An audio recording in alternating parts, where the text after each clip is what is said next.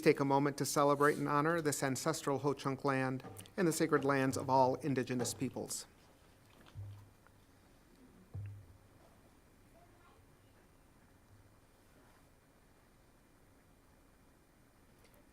Will the Secretary please call the roll?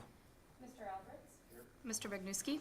Here. Ms. Berkedal? Here. Dr. Garcia? Here. Dr. Jimenez? Here. Mr. Manka? Here. Mr. Newmeister? Here. Dr. Sprague? Here. Ms. Sukla? Here. A quorum of the Board of Education is present, so the regularly scheduled meeting of May 6th, 2024 is called to order, and we will now have the Pledge of Allegiance. Please stand and face the American flag.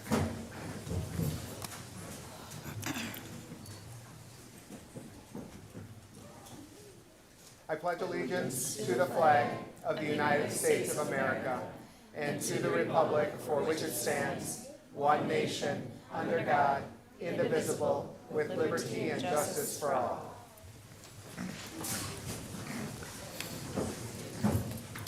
Tonight's agenda has previously been distributed to the board, and at this time I would entertain a motion to approve the agenda as submitted unless there is a motion to amend.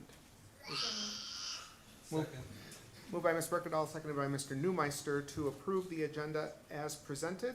All those in favor, please signify by saying aye. Aye. All those opposed. Motion has carried, and we'll move on to the school showcase, the Architecture, Construction, and Engineering Academy. And Dr. Engel. Yes, we have Dr. Britta Brodering here today to present on our ACE Construction Academy. Thank you. Good evening. My name is Britta Rodering. I'm the Supervisor of Career and Technical Education for the School District of La Crosse. I have the proud opportunity tonight to come to speak about our ACE Academy. Our ACE Academy stands for Architecture, Construction, and Engineering. I usually refer to this as Archie in Construction. That is the name of the career pathway, but it is one of our soon-to-be 4 academies within the School District of La Crosse. You can see on the presentation there we have a strong partnership with multiple partners in business and industry in the La Crosse area as well as across the state.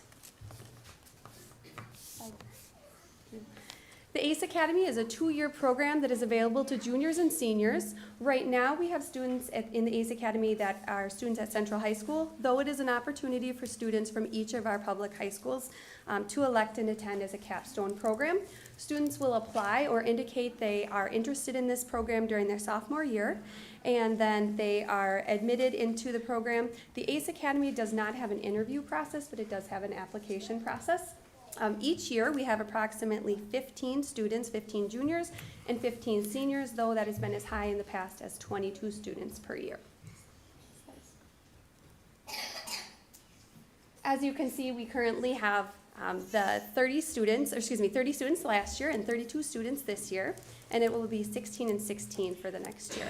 And could I have you go ahead and click on the video? This is our promotional video of the ACE Academy. We did have a highlight before we came here tonight, but I'm hoping this gives you an opportunity to see it here on the screen. Sorry about that. Go ahead, Dan. Thank you. Architecture, construction, and engineering. And then the program we focus on trying to expose the kids to winning careers in the construction industry through lab-based, real-life, hands-on experiences. As juniors, they come in and they have an intro to construction class. They learn like electrical wiring, framing, plumbing, tiling, drywall, and we're trying to prepare them for their senior years, which is the capstone class, where we go outside and we build a house. So the first year seniors will frame the house, get it all weather tight, and then the next year's group will build the interior exterior finish, as well as frame the garage. It teaches you to do a lot of things, teamwork, how to wake up in the morning and go to work, you know, it gives you a little bit of a taste of like your real life. We can't do electrical wiring, we can't do the HVAC and the plumbing, but what we've done in the past is when those subs or subcontractors are coming in, we have 1 or 2 students that are interested in that area, they can shadow them for those days. Essentially, the job site is our class. Kids also get to learn, on a job site, how all the subcontractors need to work together in a sequence and how everything kind of lines up. You learn how things have to be in code and measurements on where studs and trusses need to be so it lines up for all the other guys to come in and do the plumbing and wiring and sheetrock. Everything has to be like a perfect spec for them so they can do their job right too. Regardless whether you're going to go into construction after this program or not, you're going to learn life skills that you're going to take with you every day. Being good, showing up on time, putting a full day's work in, taking accountability, learning from your mistakes, learning how to talk to people. Those soft skills are important. Majority of these kids might stay in this community, they might move away, but when don't realize what you're doing until you go back and you're like, wow, I actually did that. Giving back to the neighborhood, making sure their family, their relatives, I helped build that house, you helped build that home for that family. They take a lot of pride. It makes you feel good inside.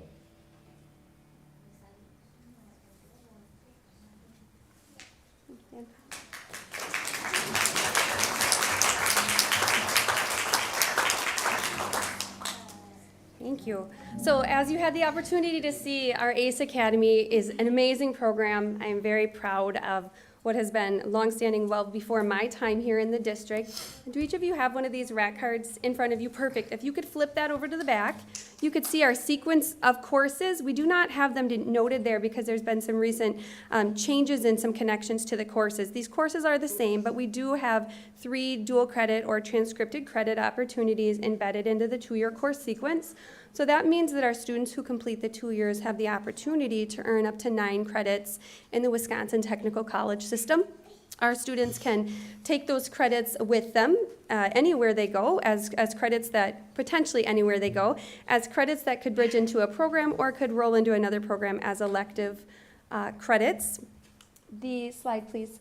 The Academy also offers the students an opportunity to earn what are called industry-recognized credentials, and those are credentials, or think of them almost as licensure, that someone could take with them, and they can use that to garner credit in the post-secondary setting or advancement within employment opportunities if they so desire that.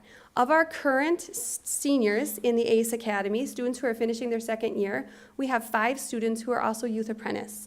And that means that they are out in essentially a high school internship during the end of their day because they're here in the morning, they transition back to their home high school through the middle of their day, and then those 5 are youth apprentice in the afternoon. And they are out using these skills, working in an internship setting with local and business and industry. 2 of those students are planning to bridge from youth apprenticeship to registered apprenticeship. And what that means is a chunk, that chunk depends on the accepting employer, of their hours that they earned as a youth apprentice can bridge into their registered apprenticeship or essentially come off the bottom of that. So super excited about those opportunities for our students. As you can see, this is a copy of the floor plan of the home. Again, I had mentioned or referenced that we were there early at 5 o'clock today. That home is a 2-year build. It is just finishing up. And so this Wednesday, 2 days away, there's an open house, I believe, from 9 to 11 in the morning. If anyone has the opportunity, please do walk through. But otherwise, the address, I believe, was on the agenda for tonight. So if you have interest in driving through or even setting up another time before the city officially transitions ownership of that house, we'd be happy to do that so you could see what has happened. So it started out as a lot that needed to be cleaned up, and then the foundation was poured. This project started more than 2 summers ago and has continued, like we mentioned, for the 2-year time frame. Slide, please. These are additional pictures of the design and the floor plan. It is a 3-bedroom home. It has a phenomenal use of space and is definitely an improvement to the neighborhood that it is in. Slide. Here are some pictures from the beginning with the foundation. Slide. Continuing. Slide. And continuing with the build. Continuing on. The walls, exterior walls going up.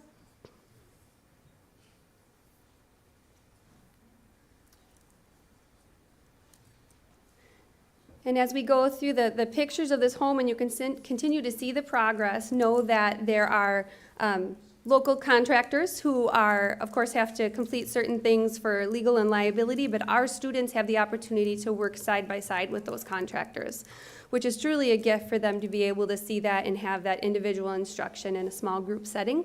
As you can see, our students are working in all types of weather and elements. That's always kind of a joke about what outfit you need in your car or what you need to be able to go to class for the first few periods of the day. And then as we continue through these pictures, you'll see that this winter our group of students actually went over and they were able to complete a separate detached garage. This home is different in that the garage is attached, normally it is detached, so we were able to still meet those learning outcomes, competencies by providing that secondary experience this year.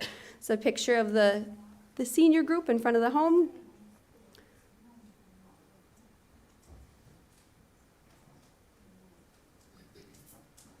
And as I mentioned, this home is just about finished. I believe it needs the steps to the back porch as well as the landscaping, but it is amazing to look at. So again, if you have the opportunity, we would love to share that or show that, but you can, as I mentioned, see some of this in the pictures here tonight.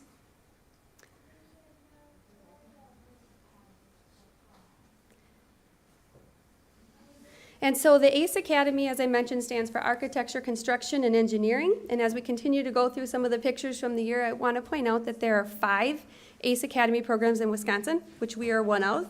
So that is an incredible opportunity for us. The ACE Academy, as a statewide organization, has some very specific requirements and regulations and rules. And us, by our district being able to build a house from start, foundation to finish, we're able to meet all those outcomes to keep that accreditation of that program. So that is definitely a gold star for the School District of La Crosse. You can see the students are working on the interior finishing as well as the brickwork. Now, the things that you'll see these students doing in the pictures, these are mostly seniors. During the junior year in the courses listed, our students are practicing and learning these skills, the 100 and 200 level at their home high school. And so there is some space, obviously, in our technology and engineering classrooms where these lessons and these skills are initially taught to the students, as well as outside exterior space. One of those at Central High School, we have what we call the shed, and that shed, that outdoor space, is one that we use for a variety of things, such as teaching bricklaying, mortar, storing our equipment, working inside when the weather is very, very poor. And that building is one that we are taking a look at for next year as what we can do to expand and improve that outdoor learning space so we can continue to teach these important skills, not only for seniors at the site of the home build, but also during our junior year of the academy and below that as well. And then this is, I believe, the final slide. Thank you. This is the final slide, the picture of the students on the back of the house. They are very proud of what they've been able to accomplish, as we are as well. So I think I hit everything I intended to hit tonight. Are there any questions or comments? Yes. I noticed, is there any females in the group? Yes, so it depends on the year. So we usually have 1, 2, or 3 female students. Not always, though. A long time ago, I was in one of these. It was called Building Trades, though, back at Logan High School. Absolutely. Yep. Our great teacher, Terry Curtis, was our teacher there. Shout out to Terry. But I think it's admirable, and they should be very proud of themselves, what they've accomplished. That we never had the opportunity to actually build it there. We did it inside, and we never got to build the big structures like that. And I know just on our group, I know 4 business owners that come out of that, and this is a trade that's desperately needed, and we need to continue down this road. So kudos to you and the rest of the team. Thank you. Thank you so much, Scott. I will pass that on, and I wholeheartedly agree with everything that you just shared. I also went to a high school which had a building trades program, and my best friend's family purchased the house, and they still live in it today. So it's really neat to see it longstanding. Yes. Yeah, my first thought is, as a comment, this is really great to be able to see a finalized product for students to be able to tell that story in the future to perhaps like their own kids, their experience building that. My one question I have is, oh boy, I forgot. Let me rethink that. The one question never mind, I completely forgot that. I blanked out. If you think of it, please feel free to reach out. Will do, thank you. Yeah, so is in the construction systems, is that like the CAD courses and things like that, since it's referenced as engineering? And I'm glad you asked the question, Scott, about females. As a mother of a daughter who's an architectural engineer, she's a minority clearly in her workforce, but it's really important that we have opportunities for all genders. Absolutely, I completely agree with you. When we present the academy opportunities, we have all 10th grade students in one room, and we present them as well as our school counselors being able, sorry, that's echoing, our school counselors being able to reference that as well too. In previous years, we have had more female students. It does ebb and flow. I can say that I could point out things in our last house that I know one of our particular female students had added a design element. And so she was able to use her voice and her experience in a course that she had taken called Housing Interior Design in our Family Consumer Science program. And she was able to bring that in as well. And that is something that we look forward to. We have one more home that in this partnership, which will be 2 more years. And after that, our goal, it'll have to start before that. But our goal is that this becomes a district-sponsored program, district-run program in terms of us owning the home, us starting from the very beginning on. And that way, we will have complete, I don't want to say control, but we will have autonomy in the home. And so we would like to connect it across co-curricular areas. So to really expand that to our housing interior design courses, our business and marketing courses, entrepreneurship, and be able to do even more than what we've been able to do in the past. Dr. Swager. I'm really curious, so and maybe that's part of the answer to my question. You mentioned earlier that the students don't get much opportunity to do more than shadow some of the skilled trades in like electrical and HVAC and things.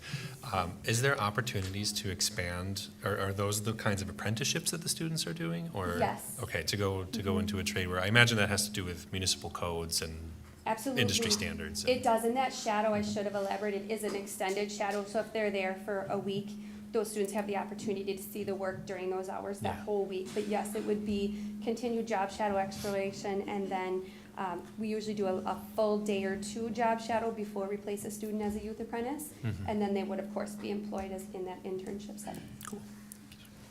Before I get to Mr. Mank, I saw your hand up. Are there others who wanted to speak up? Okay, Mr. Mank.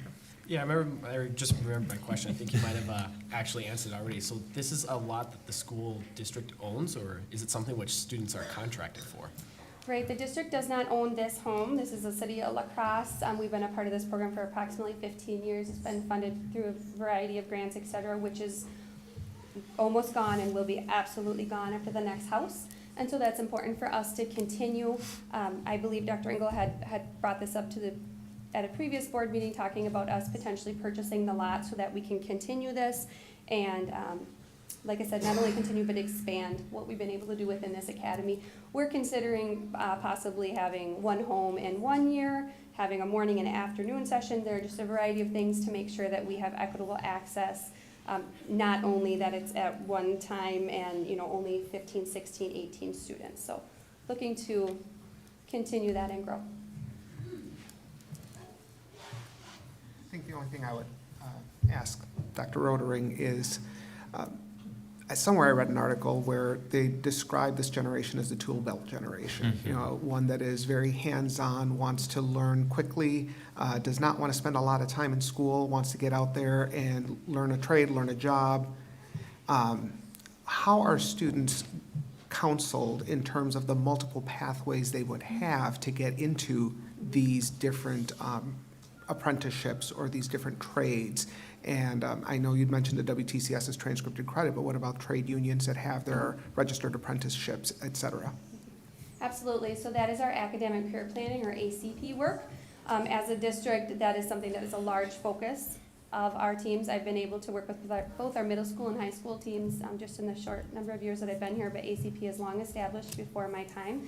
That is, the things that you mentioned are areas that we are continuing to bring recognition and to bring credit to highlight opportunities for students to see them in many settings. We do a nice job of providing the information when students are in our seats. In our seats, I mean career and technical education.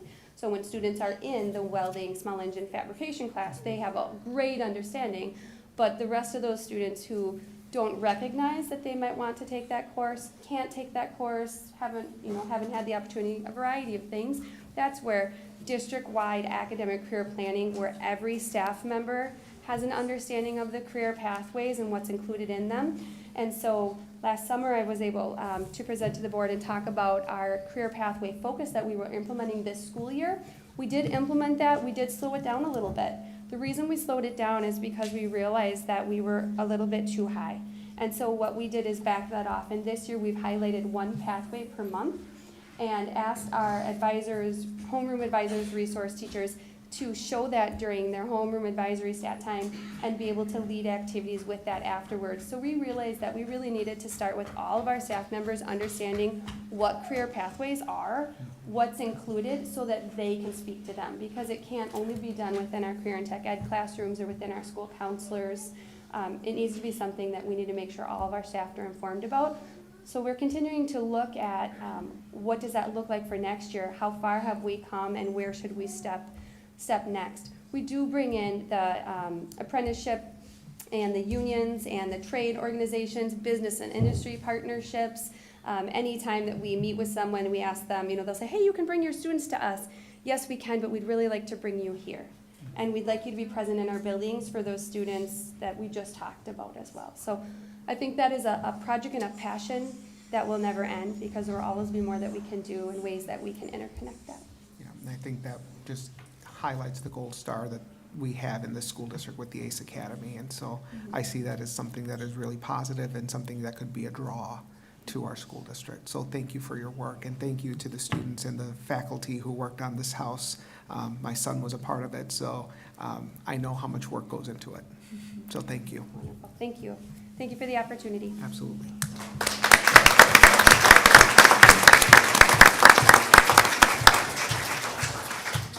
So now we'll move on to one of my favorite parts of the entire school year, which is our student artwork selections. And so who are we having present for us? Dr. Ms. Engel? Casey Sherrill is our Where is Casey? coordinator, and if you want to kick us off. Hello. I'm Casey Sherrill. I'm the art content coordinator for K through 12 for the school district. I'm also an art teacher at Southern Bluffs Elementary and Cooley Montessori. Thank you to the past and present board members, administration, staff, students, and families for joining us today to celebrate the visual arts in our schools. Congratulations to all the students who were chosen to represent your schools, and we have a chance to hear about you in just a few minutes, and also for you to hear why you were chosen. To the selectors of the arts tonight, thank you for taking time to go to your designated school's art show and make the tough decision of only choosing one work of art, because there was many, many beautiful choices. Please take a look at the students in the audience as they are excited and perhaps anxiously waiting to hear what you have to say. Their families and loved ones are here to help them be supportive of their creativity and growth as an artist.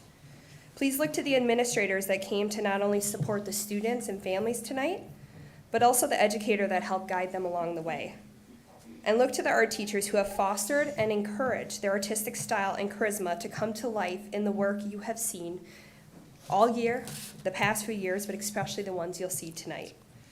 And to the 12.5 kids that are with us today are just a drop in the bucket of the amount of lives our art teachers touch on a daily basis in their art classes, and in the hallways, on their lunch duties, their bus duties, and every interaction along the way. If you ask a student, especially an elementary student, what their favorite part of the day is, you'll probably hear recess or lunch. But after that, 9 times out of 10, students talk about their love of the specials, whether that's art, PE, or music. The love of those spaces is directly due to the environments of love, growth, curiosity, exploration, and trust that the specialist teachers create, especially the group of the fine art teachers you see before you today. These men and women work diligently to create a learning atmosphere that allows students to ask questions, to trial and error solutions, and reflect on how it went. They utilize a multitude of different materials and techniques to help students make their visual ideas a reality and to find a passion they may not realize they had before. They foster resiliency and perseverance because, as we all know, it never turns out right the first time. But we always have things that we can turn to make it the way that we want it to. It's not just throwing a project away, but instead looking at the possibilities and figuring out where the idea can go from there, even when it didn't work out the way we thought the first time. Just like the students we teach. We help them navigate the truths of life that sometimes make mistakes or things don't go our way, and it seemed better in our heads than in reality. But we can't just throw away that experience or erase it out of existence. We have to look at it for what it is and decide what we're going to do next and reflect on what we've learned for the next time. Art practices are so ingrained in all facets of our lives, and we don't always realize it. those new innovative ideas that businesses are looking to break into a new industry. It started with a student getting a piece of cardboard, an old paperclip, and 3 dried markers and was challenged to make something that would make their life easier. That runway fashion designer that is making clothes that everyone wants to wear. It was a student who collected pictures from magazines and drew their own ideas on top. That person speaking to Congress about funding needed to help support services in our country started out with a student who designed a poster that educated people on the importance of recycling. The art educators are fostering behaviors and practices in our students for careers we haven't even thought of yet, because 10 years down the road, we don't know what it's going to be. But we do know that they need skills of problem solving, communication, collaboration, perseverance, and compassion towards other humans. And the group of educators behind me are the best around to teach them to do that. And many are part of numerous committees, after-school clubs, and all but a handful of our teachers travel to more than one school every day. They work tirelessly to teach our students art, but also teach them to be constructive members of our community. And I would like to take a moment to recognize each and every one of them, especially with it being Teacher Appreciation Week. Teachers, please stand when I call you, and we'll give you a round of applause at the end. James Oldenburg, Hinchin and Bluffview Academy. Ashley Jeffers, State Road and Bluffview Academy. Rana Metz, Spence Elementary.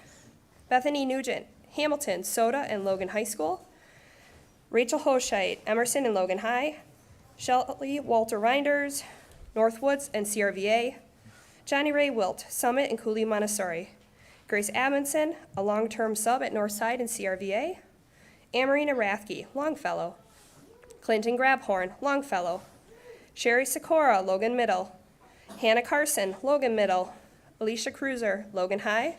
Lori Aschenbrenner, Central. Amy Kallenbach, Central. And myself at Southern Bluffs and Cooley Montessori. Thank you to all the art teachers.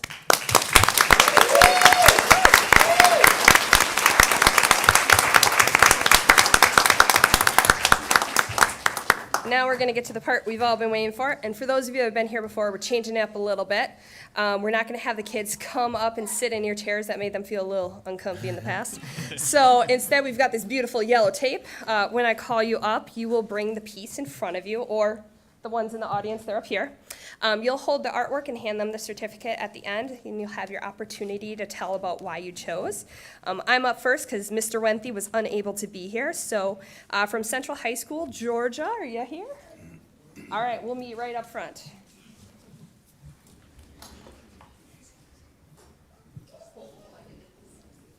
I'll meet you up top. I got to grab my phone.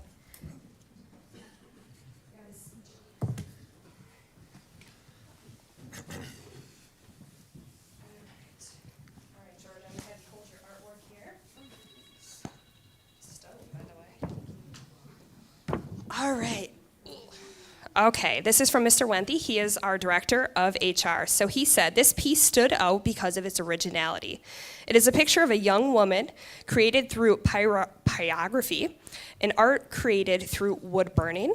And he learned that you did this work independently under the guise of Miss Aschenbrenner. It's beautiful and unique medium, and the expression of the young woman conveys emotion. Like viewing the Mona Lisa, each person can contemplate what she is thinking. Nice job, Georgia. You want to show them all?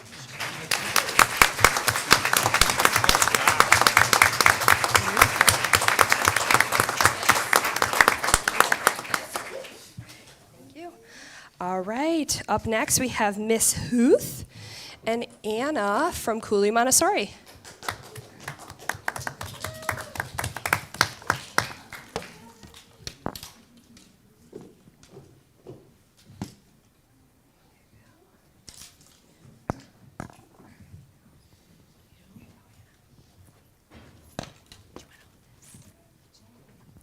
I chose this beautiful piece of art because I love trees, and I could tell that Anna put a lot of work and effort into this, that she was very dedicated to add the limbs. She used multiple pieces or multiple modes in media in her artwork, and I just love the colors. So that's why I chose it. Great job, Anna.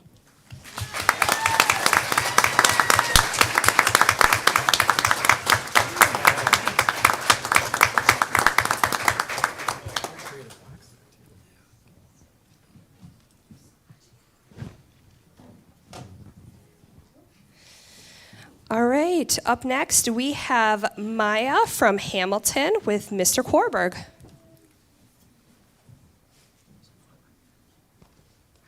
And he's unable to be here, so I'm doing his as well. So let's go up front, honey. All right, are you comfortable holding it? Hold your art. There you go. All right. Let me get to his.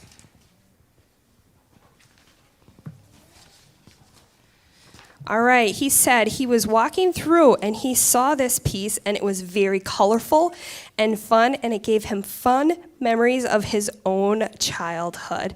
He said it was very playful and he hopes that everyone in the board meetings after this will look at it and have joy.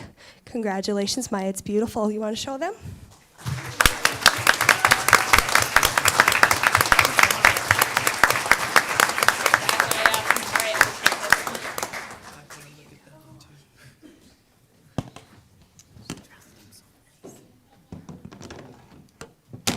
All right, next up we have Conscious from Soda One. And again, Mr. Korberg had this one. So is Conscious here? Come on up.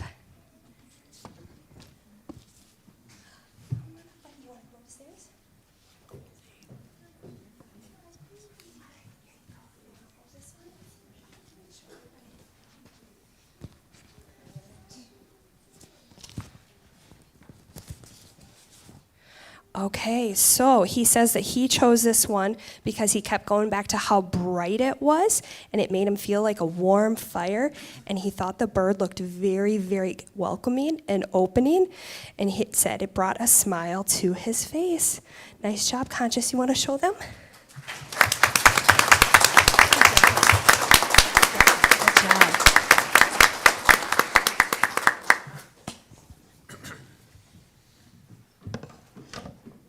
All right, we have a double feature. We have dual artists on one piece.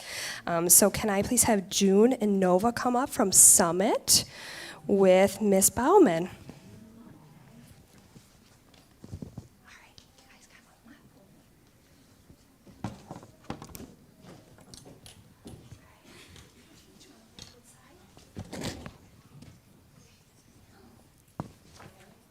There we go. Y'all gonna be so tired of hearing from me tonight?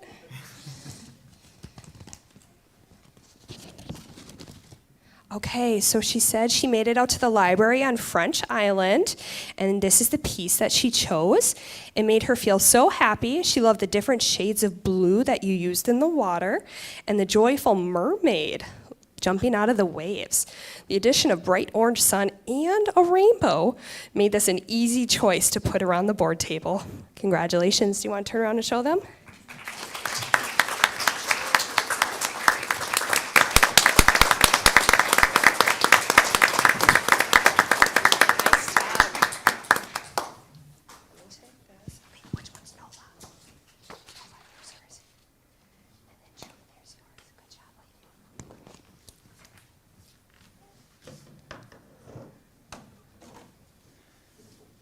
All right, next we have Sunshine with Miss Everson.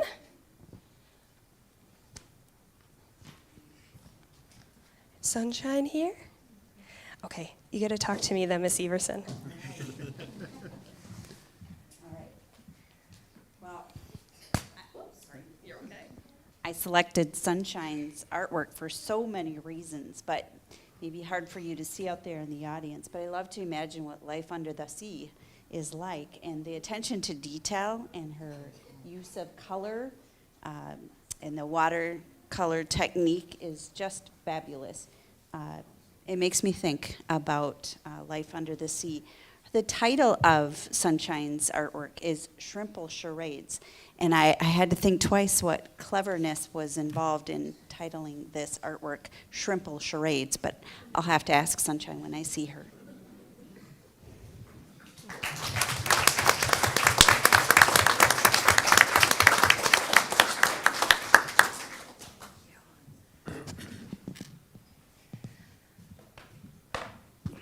All right, next we have Serena from Northwoods with Miss Sprang.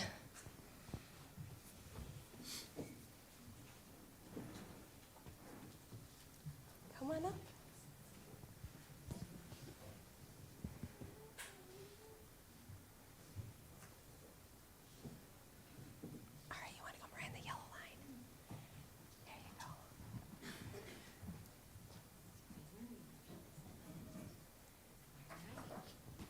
So this is just beautiful as far as it's called Birch Trees in Winter. And I am not a winter person. And I just thought that this reminded me of the beauty that there is in winter. So I just love the colors you used, and it was a great job.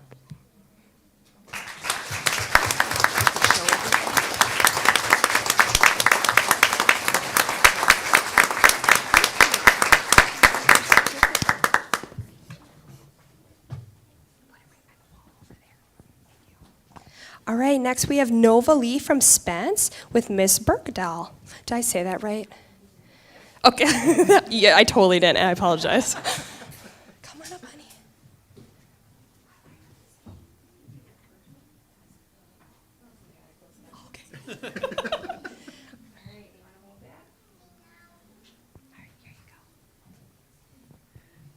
I chose this piece because it's called Girls Swirling, and the title really resonated with me that day. I also was extremely impressed with how she filled up the whole page. That's super rare for somebody her age. And I loved the use of not only crayons, but colorful yarn and foam stickers as well. And the gal in the picture has such a joyous expression. Do you have anything you want to tell us about it? Okay. Fair enough. Well, let me trade you this. We get to keep this for just a little, maybe a year, and then we'll give it back. Is that okay? Okay.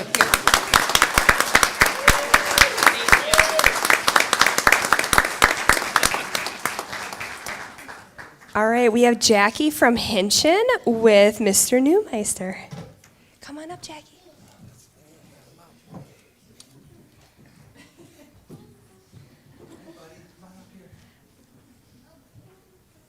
Yeah, right on the yellow line. No, don't drop it on me. I worked hard on that. Hello. I picked Jackie's, first off, like everyone's, I was amazed at the talents we have, and I'm very impressed with all the people that entered this. I picked the fish here. I was amazed at the amount of detail, the hard work he put in. He's a talented, talented young man, and it just become far and above my favorite one out of all of them. So I thank you so much, and we will be hanging on to that for a while and have it appear for a while, if you don't mind. Thank you. I'll trade you this.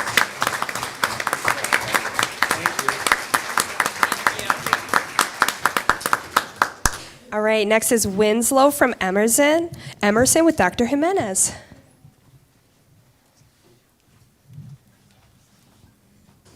That was your frame. Because of the big mouth, I might have the same problem. All right. Didn't want to drop it on the way over here.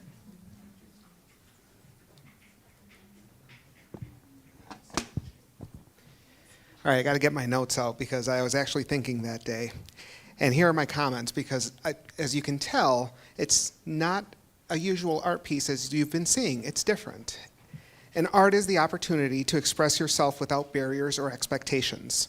Winslow did just that, and my choice was immediately made the moment I saw your sign. It's a great reminder to all of us that we are all different, yet we're all important in journeying together every day. Thank you so much for sharing of yourself and of your art. So thank you very much.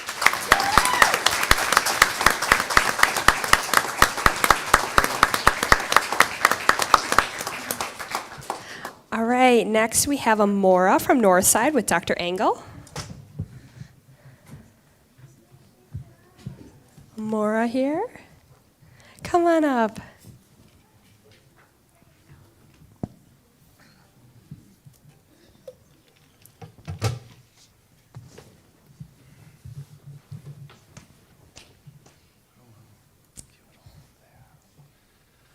Walking through Northside and looking at all the art, this immediately stood out to me. And the things that really jumped out to me were the composition, the way it's framed, where all the elements are, the one of the planets is kind of falling off. The rocket ship is at the bottom. I really like the different mediums that are in there, the different types of materials that you used, and particularly the patterns that you chose and created. In addition, the dots, the colors are so evenly spread. The size is different, but also in the same range. I just thought it was beautifully composed, and at 4th grade to have that kind of an eye for composition is really impressive. And so thank you for creating this artwork.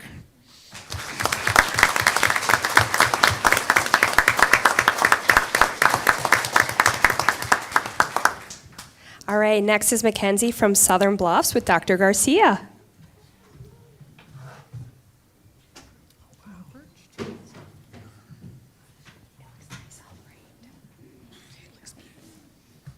Hi, Mackenzie. I love your work. So I walked up and down the hallways of Southern Bluffs over and over and over again, trying to choose because there were so many beautiful pieces and so many that I connected to, but I kept circling back to Mackenzie's work. It's birch trees, which make me think of camping with my friends in Superior National Forest, and the colors at the top, I love the balance of them, and they made me think of Northern Lights, and I just love the balance of the color and the black and white, and the way it made me feel about some of my favorite times in nature. Thank you, Mackenzie.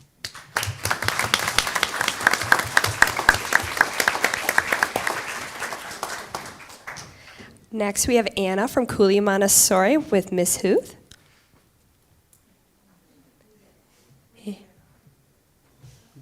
Oh, we did. Sorry. I need caffeine. All right. It looks like we have Soraya from Logan Middle with Miss Sukla.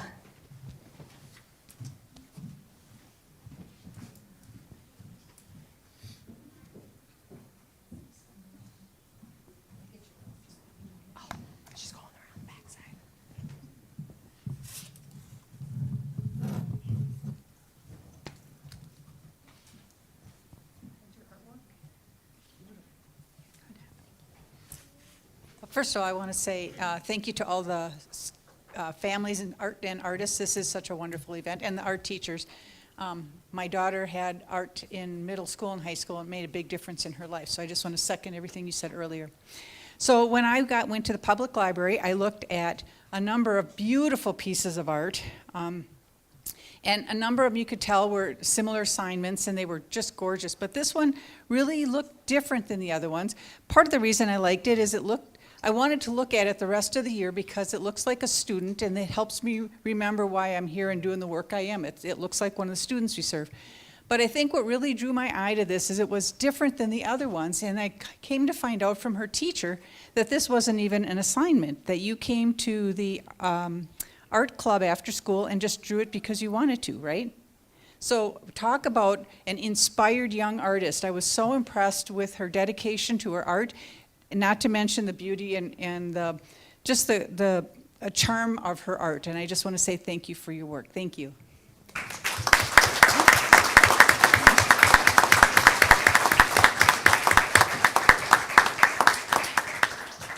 All right, next is Brandon from Longfellow with Dr. Sprague. Brandon. Oh, not here. So you get to just talk to the crowd.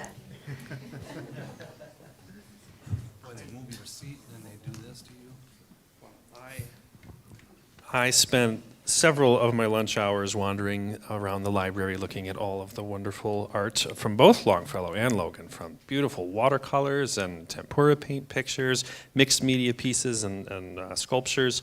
And I kept coming back to Brandon's piece. I loved the idea of the poetry found within the picture and the way that the words seem to be coming out of the piano, which is also drawn in perspective and is a tricky shape that I just loved. And if I can, I will read the poem that he kind of discovered in here. I was really just struck by how evocative it was coming from a 6th grader, finding this in a page of somebody else's work. And it says, "We, the poets of art," and I'm reading upside down, are the drama and the painter of scenes of the little piano.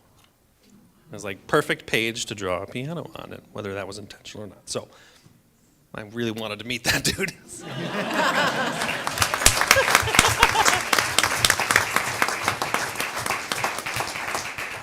All right, and the last one is Evelyn from State Road with Miss Cheryl.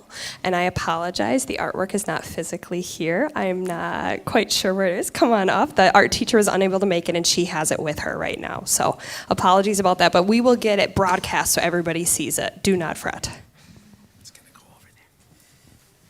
Well, hi, Evelyn. How are you? Good. So Evelyn's a first grader at State Road, and so I went to the La Crosse State Office building, and I walked around and saw all this great artwork, but your portrait of a fish just kept bringing me back. And do you know why? Why? It made me smile. Every time I went by it, it made me smile, and it made me happy that day. So then I started to chat with your teacher, Mrs. Jeffers, and I'm like, well, what has Evelyn been learning in class that is shown in this piece of artwork? And so some of the things that she told me about all the skills is the background, and I wish you guys could see this, because the background, you use multiple techniques. You had watercolor, you had crayon, and you created texture for the background. And then the fish that had that delightful little smile, I don't know whether it was intentional or not, you had all the correct anatomy of a fish on there. So you must have done some studying, because all the fins were in the right places and the gills were in the right place. And so I thought that was pretty impressive, because I couldn't have done that. And then the other piece I loved is you use different types of paper to make your fish. And so one of my favorite authors and illustrators is Eric Carle from The Very Hungry Caterpillar and Brown Bear. Do you know what I'm talking about? Yeah, and so it made me think about that too. So wonderful piece of art.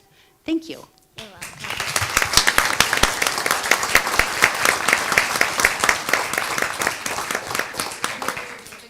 Yes, I do have your certificate. Right here, darling. There you go. And there's her dad right there. So apologies about that. We will definitely make sure we get it broadcast. Just double check. I did not forget anybody, correct? I got out of order. So thank you very much. I know it took time out of your days to go do that. And for our new board members, you get to do it next year. Congratulations. It's very exciting. Look for emails from us in June. Thank you very much, and go art.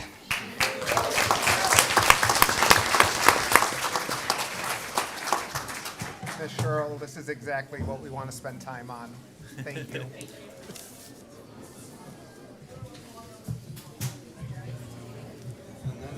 This and graduation are the best, aren't they?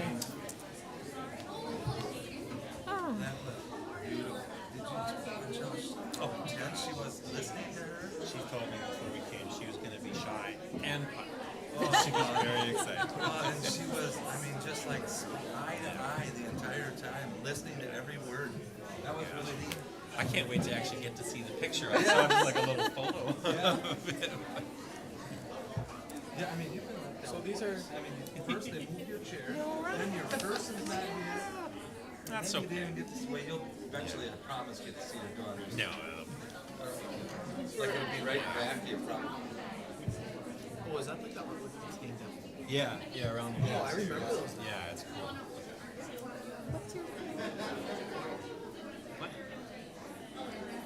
Well, the other one wants to probably. That's kind of cool.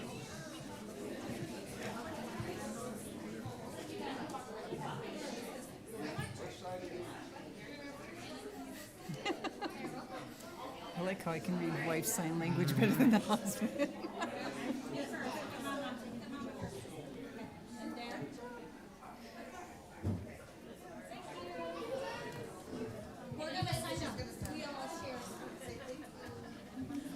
Was I right? I'm sorry? Was I right? She did, yeah. And Wesley, the littlest one, was waiting for his turn. I don't think you drew anything. Is it Dirt sheet, yeah. Everybody knows the dirt sheet. Yes, we do. So cute. Oh my goodness. That's so awesome. Wait, am I able to get a little garbage can I put down with some like this? Yeah, there's gonna be so many wrappers and stuff. That too. Oh, a Rolo, the best of the candies. No way.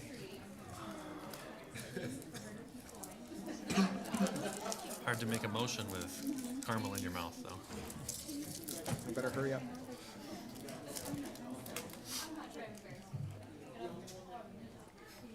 She's not trying to embarrass you. We're all watching. We don't bite too much.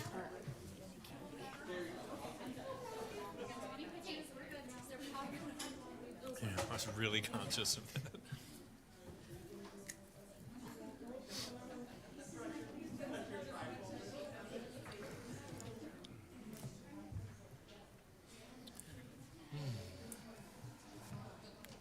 All right, I think we might be able to get started here. Just one more check. Okay. Next, we have our public speakers. It is the policy of the board to provide at its public meetings an opportunity for individuals to address the board. Comments about individual staff or personnel will not be allowed. Open meeting law prohibits the board from engaging in discussion or responding to matters not included on the agenda. All speakers are reminded that this same policy limits your time to speak to 5 minutes, and this time will be strictly enforced. And I'll ask the superintendent to keep track of the time and to notify the speakers when time is running out. I will do so. Thank you. You're also asked to give your name and the school district where you reside at the beginning of your time for the public record. And so our first speaker tonight is Jill Shams.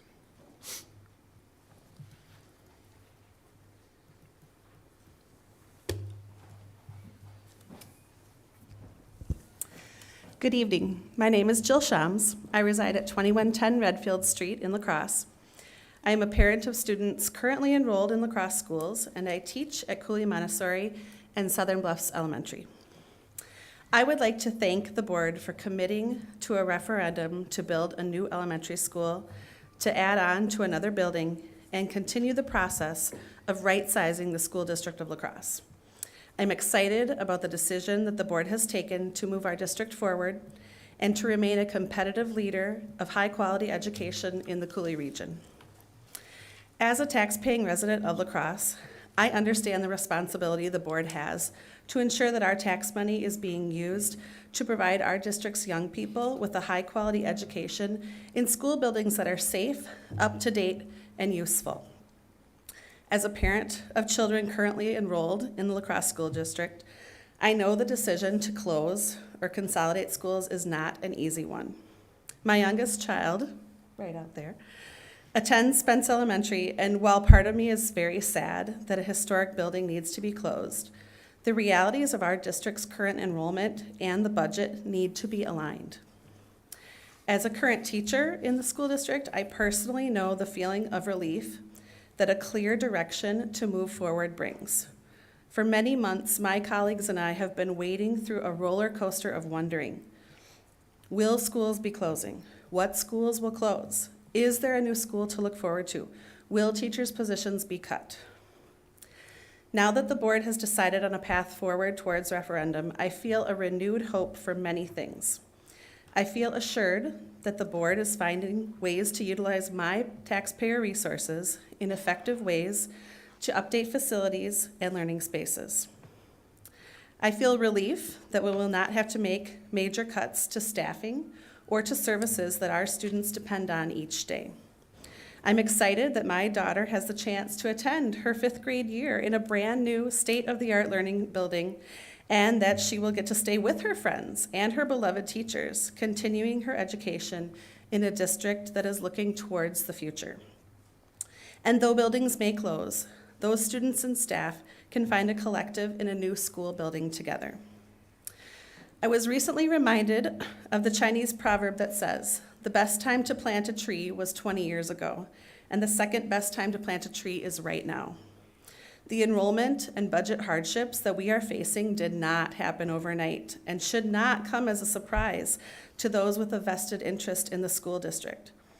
Perhaps these shortfalls could have been avoided with different action by past school boards, but it is this board now that is making the responsible decision to follow through with moving our district forward. The harsh reality is that without this referendum, schools will likely close anyway, scattering our students and laying off our dedicated staff. This referendum plants those trees for the future, and without it, an entire forest will be leveled for a generation. I am happy to support this referendum, and I am looking forward to the opportunities that it will bring to our district. I urge this board to remain steadfast in your work on this referendum. Work with staff and the community to advance and promote the value that a new building and additions will bring to our city and its neighborhoods. Stay the course with this important work and lead the district in a forward direction towards the future. Thank you. Thank you very much.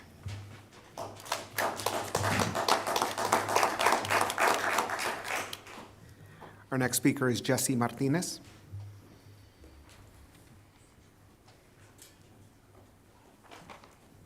Thank you for moving that because I was terrified I was going to break it. Good evening, everybody. My name is Jesse Martinez, and I reside in the school district of Holman. Although I do not live in this district, it does not mean that I am not incredibly invested and dedicated to this school district. I have taught 7th grade at Logan Middle School for the last 9 years, and this is the only school district that I have ever worked in.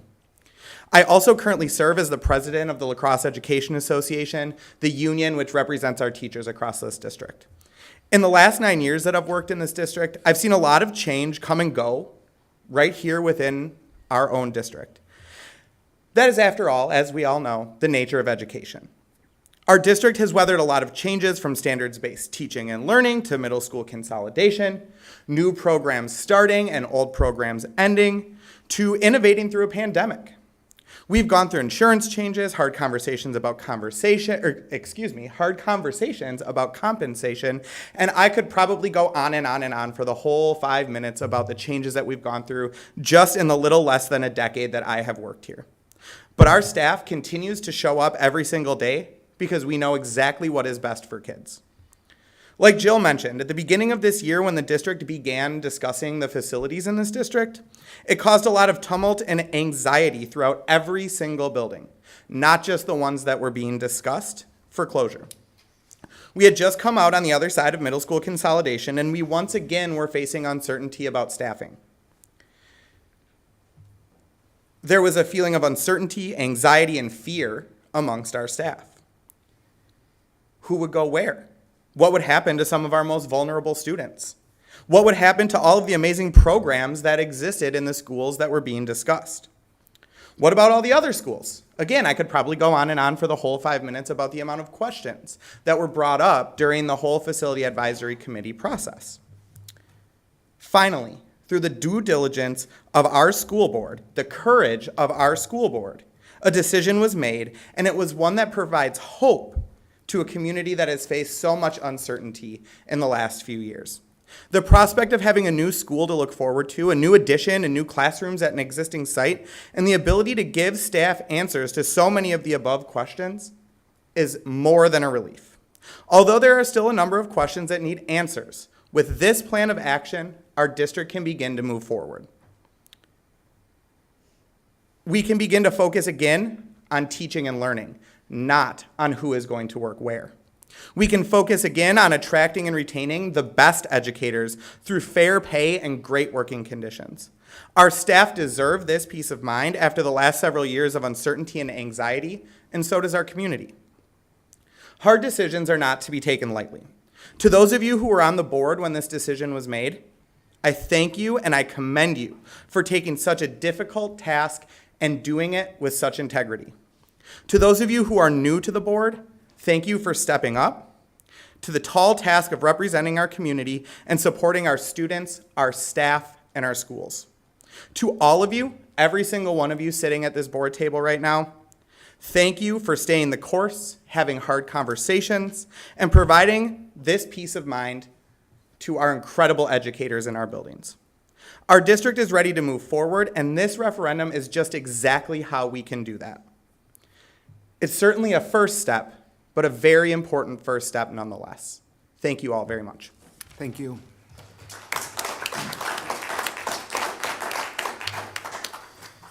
We will move on to the superintendent's consent agenda. The consent agenda is a mechanism that is used by the board to deal with routine business that must come before the body. Are there any items that the members want to remove from the consent agenda? None of that. With that, I'll take a motion to approve the consent agenda. I'll make the motion. Second. All right, and that was Mr. Mika? Correct. Okay, so moved by Mr. Mika, seconded by Dr. Garcia, to approve the items on the superintendent's consent agenda as presented. All those in favor, please signify by saying aye. Aye. All those opposed. That motion has carried. We'll move on to the board consent agenda. Before we do, I don't think it warranted taking it off the agenda, but can I ask a question about the HR approvals? Or would that have been the appropriate time? That would have been the appropriate Sorry. time, but that's okay. Can I get it next time? No, that's, we can, go ahead and we can I'm go just backwards. curious from the administration, if we collect information, what kind of exit interviews do we do with teachers, and do we collect that information? As I was looking at the HR approvals, I was noticing a number of resignations and wondering, A, if that's a normal amount that we're hoping to see, but then also, what are we learning from those people who are leaving our district? Yes, we conduct exit surveys, and that information feeds into Operational Expectation 4, so that monitoring report has a lot of the information from there. The primary things we're trying to track is what was their experience here, what is the reason for their leaving, is it a retirement, which is natural and appropriate at a point in a person's career, or is it a resignation?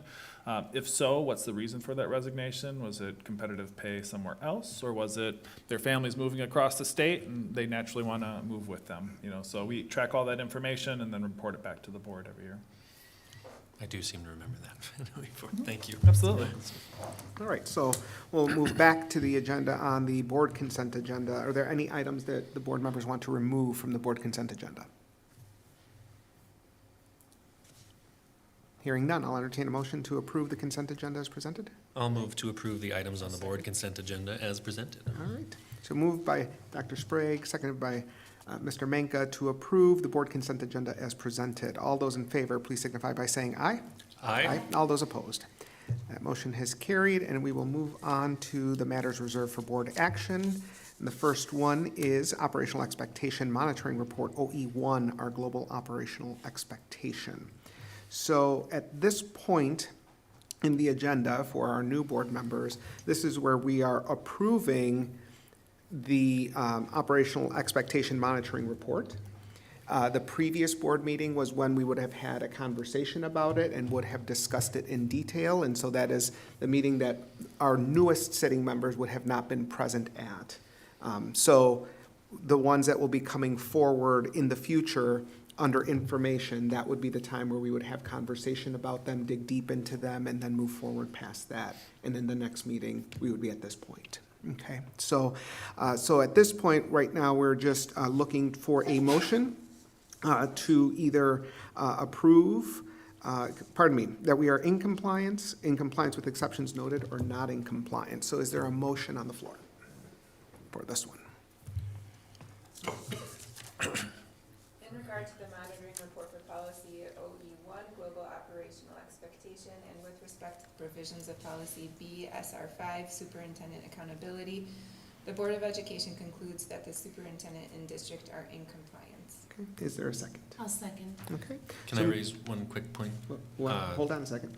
So moved by Ms. Birkendahl and seconded by Dr. Garcia to approve, to state that this monitoring report is in compliance. Now we can have discussion. I just noticed as I was rereading it, the compliance letter that is given as evidence has incorrect dates. It lists the range of like April 3rd, 2024 through April 11th, 2024. They're correct on the document, but the compliance letter just mistakes. Which So the cover letter. indicator, Mr. Sprague, or Dr. Sprague? The compliance letter that's included in the last 4 indicators, I believe, sorry. Okay, excellent. We will update that with those notes. Yep, just a date change. All right. That seems a pretty easy change. I don't know if that warrants Doesn't any require an amendment or amendments at anything, all, yeah, so. unless somebody wants us to move an amendment. Um, Okay. Hearing none, then all those in favor of having policy OE1, global operational expectation, be in compliance, that the board notes that this monitoring report is in compliance, please signify by saying aye. Aye. All those opposed? That motion is carried. We will move on to 7.02, Operational Expectation Monitoring Report OE10, Learning Environment. And this is the same as the last one we just did, where this conversation happened at the previous board meeting. So is there a motion? I'll make a motion in regard to the monitoring report for policy OE10 learning environment, and with respect to the provisions of policy BSR5 superintendent accountability, the Board of Education concludes that the superintendent and district are in compliance with exceptions noted. Is there a second? Second. Okay. So moved by Dr. Sprague, seconded by Mr. Newmeister to note that OE10 is in compliance with exceptions noted. Any questions that we had from board members? Clarifications? Nope. All right, then we will move forward. All those in favor, please signify by saying aye. Aye. All those opposed? Motion is carried, and we'll move on to the information items. Now, at the same time that we vote, as you just saw us vote on this operational expectation to state whether it's in compliance or not, the next piece of the agenda then deals with, are there places where there may be areas that we need to clarify or that we have asked the superintendent to look into to clarify or to think differently? And so then the superintendent and the administrative team come forward with suggestions of things that they feel would be appropriate or important to have changed in the OE. I have said from the beginning that every board is a new board. And so, in the time that I have been on the board, we have changed a number of people sitting around this table. And so the way we interpret the policies could change. And so that's why it's important to have those conversations at the board table to ensure that we understand what we are trying to interpret and move forward with. And because these policies, though the language doesn't change, our understanding of them could. So I'll turn it over now to Dr. Engel to talk to us about OE1. Yeah, a few recommended changes there. Board policy is the school board articulating the communities and the board's values. And it's our job as an administration to demonstrate that we've met those expectations in board policy. Something that we've been talking about for a while is we've had interpretations of the policy by administration historically. There's been an interpretation statement. I personally have not necessarily seen the value of that because our policies are well written and our definitions of terms all relate to the policy that the board has written as well.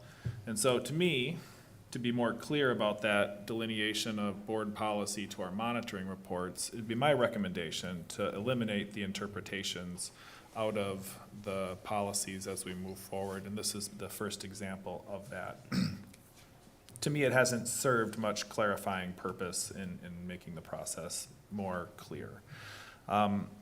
In the definition of terms, we're going through and just kind of making sure we cover everything that's in there. One thing that was maybe missing potentially in the definition of terms for the policy was a definition of disrespectful. And so we added that. We defined all the other things, but we forgot that one for some reason. And maybe it's because it was self-evident, but we thought for comprehensiveness sake, we would add it.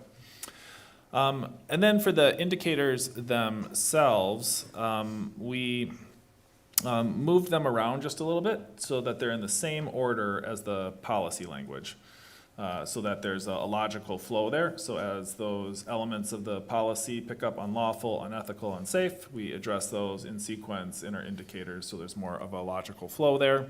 And then lastly, we wanted to address unsafe in indicator 6. And we already have an operational expectation that addresses safety. And so it didn't seem to warrant additional data collection, but we thought we would highlight that here in indicator 6. And maybe that's too self-involved, but we wanted to once again indicate that we are meeting the safety expectation of the school board in this policy by highlighting the work that we already do elsewhere. And so that is a new sort of standard. But those are the changes we are recommending for this policy. The goal is to have this policy, this monitoring report approved at this time because it'll give us a year of notice on what we need to do to meet the board's expectations. And so then we'll come back 1 year from now, present evidence that indicates that we've met the expectations of the school board, and then we'll go through the process again 1 year from now. Dr. Spike. I don't mind the idea of doing away with the interpretations while I valued the that it gave us of making sure that we were speaking the same language as you, and that check. All of the times when we had questions about that related to the indicators and the evidence itself. So I think we still have that opportunity, and so I would agree that if it's not serving a purpose, it's extraneous by definition. Thank you for adding disrespectful from my question there at the last meeting. I had a question also then about the compliance letter itself that you provided as evidence for that. And in particular for indicator 3 as it's presented here, that no written complaints against the superintendent are presented to and substantiated by the board. I wonder if what is the process at the administrative level for getting the data into that compliance letter, because it is addressed from you to the board. And so it seems that there's a layer of insulation for that indicator that we maybe need, where, well, if you didn't present any complaints about yourself to us, we wouldn't have them and we would be in compliance. But I think there's a layer of transparency that we could achieve there.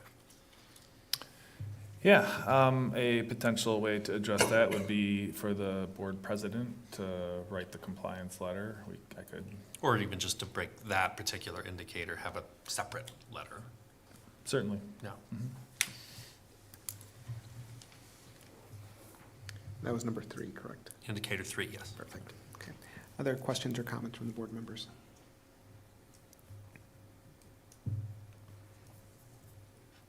Okay, I'm hearing none, so we will move on then. Let's move on to OE10 and the suggestions from the superintendent. And so I believe not all of them are highlighted in this one. That is correct, Okay. Dr. Jimenez. Let me pull that up. Sure. So once again, same process. Our goal was to create some clarity and to align more clearly with the policy itself. And the first thing the monitoring report did was it reinterpreted the original policy and then all the subsequent things. The policy itself didn't actually have any monitoring associated with it. It was all the kind of sub-policy pieces that had monitoring associated with it. So I didn't see a need for the reinterpretation or the definition of that specific element at all, because we weren't creating monitoring indicators for that. And so my recommendation is to strike on that first page that lower portion which reinterprets the policy and creates definitions of terms. What we end up monitoring is those sub-bullets under what the superintendent will and may not do, which is typical of our policies. And so once again, in OE 10.1, I strike the interpretation, just questioning its value, and then added some clarification, including a definition for support, as well as renaming achievement high student success, since that is what is in the policy itself. It was kind of a bird walk getting to achievement there, which didn't make sense to me. The indicators remain the same for OE1. For 10.2, once again, strike the interpretation, and then relabeling policies and procedures and redefining it as the district's code and rights and responsibilities as it relates to student behavior. And then added for collaboratively developed, not only requesting input, but also incorporating it. That would be just an extra clarification about how that process works. And then added indicator 1 in order to meet the terms of the policy itself, as well as indicator 5, and then reordered them, which indicates the highlighted numbers. Indicator 1 is pretty simple. Annually review the Code of Rights and Responsibilities to provide comments, suggestions, and input. Indicator 5 is a little bit more substantial. In indicator 4, we are looking for disproportionality, where students of color and students identified as having a disability are maybe overrepresented as having suspensions, and that's something we want to keep track of. However, we also wanted to review our out-of-school suspensions specifically and ensure that they're based on the criteria that are outlined in our Code of Rights and Responsibilities. So if a student's doing something dangerous in school and they need to be removed, we're going to review those out-of-school suspensions to make sure it's on that list of things. And there's always some judgment involved in school discipline, but this is a way for us to kind of make sure that when we suspend a student out of school, remove them from the ability to learn that day, that we're doing it for reasons that are highlighted in our Code of Rights and Responsibilities. And so it's just another check to address the element of enforced equitably and be able to report that to the school board. I'll stop there and ask if there's any questions on that, because that's a little bit more of a change. Mr. Bekniski? Well, reading this, I'm not sure of the definition of the learning activity. I mean, I almost go through it and talk about academic skills versus physical skills, let's say in a coaching model or in a band or choir activity. So when you say learning environment, it includes those environments, yes? That's correct, yep. Thank you. Absolutely. On this indicator 5, and maybe I'm going in a different direction. So this school district has done a phenomenal job over the last 15, 20 years of really looking at how do we address student discipline and safety of other students without having to do an expulsion. And that's a very drastic, difficult situation. Those expulsion numbers have dropped dramatically, and that's important that this board understands that the fact that we aren't called into closed sessions on expulsions a few times a year is a change from what it was a number of years ago. And so this district is going above and beyond to work with students that are really struggling with their behaviors and yet keep them in such a vital, important resource in their life, which is their school. So I'm wondering, in this number 5, in terms of how do we address some of the steps that happens to prevent or try to prevent expulsions? Is that part of this, or is this going beyond where this policy really should go? I think the prevention of expulsions as it relates to this policy,